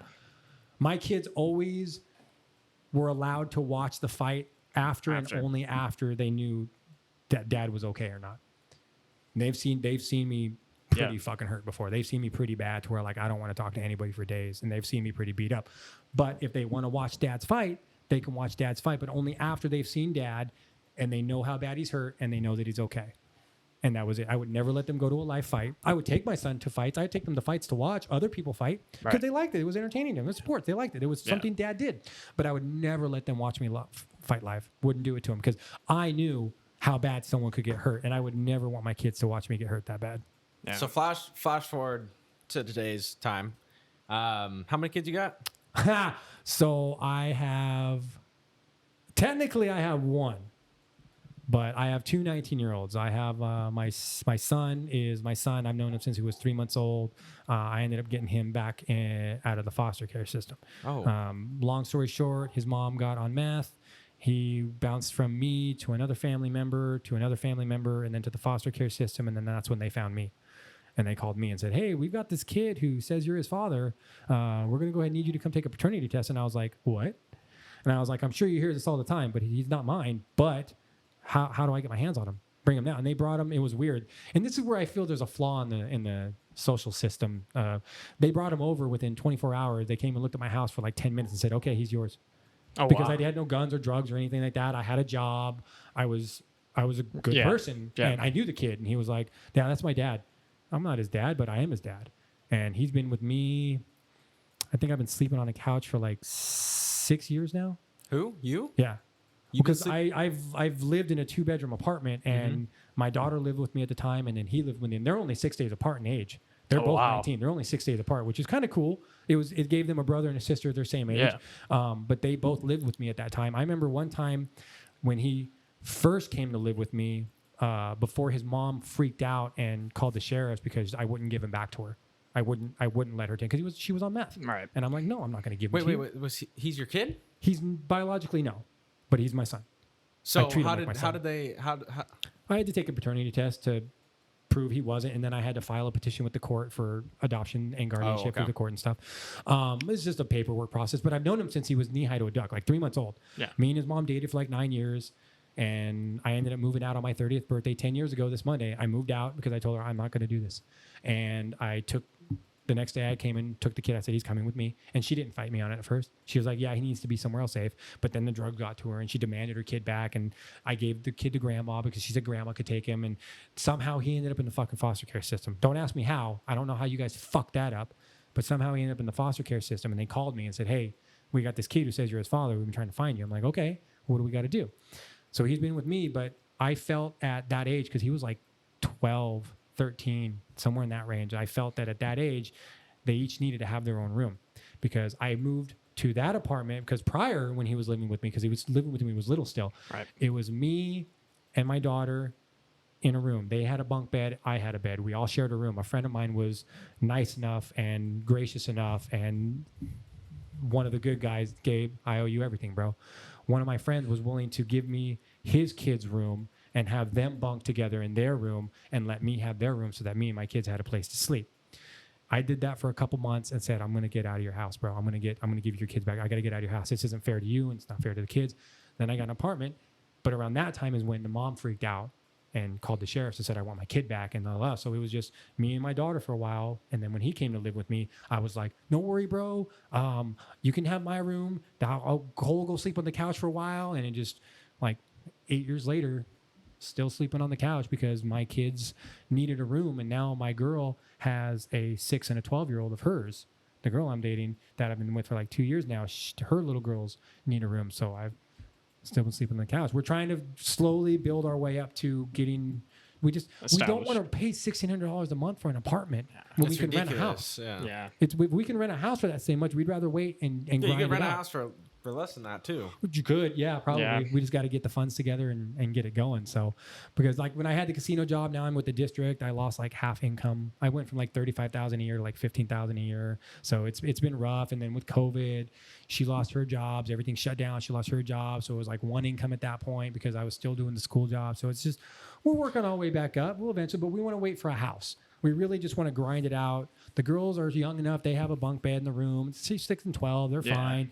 And then my son's 19. He'll eventually move out here pretty soon. And then either we'll take the room or the girls can split rooms or whatever. Right. It's whatever. But at that age, I felt that they were both old enough that they both needed their own room. Plus, they're boy and girl. I didn't want them at that age to be in the same room. It just wasn't good.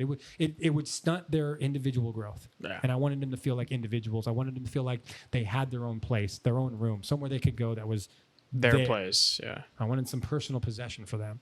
So, and plus, the couch's not that bad. Yeah. This dude's awesome, man. Cole, dude, I met you like it's actually Couple years probably ago. a couple years ago. Yeah, we used to work together at Topanga Ridge. Dude, back when I used to work there. right? Yeah, dude, we used to go every single day in this like little portable. Like I mean like a little like a dead ass, like a little portable, like with no shit, like the size Construction site portables that they put out. Okay. Dude, oh my gosh. Talk about like some of the slowest days. Like we would show up and we'd just sit there, but like we would always ramble and talk. And then, after a couple weeks went by, I'd soon to find out this dude fought in the UFC. He told me a little bit of a story, which it was pretty cool to hear now because it was like a refresher a little bit. Yeah. But obviously we never sat and talked for 2 hours straight.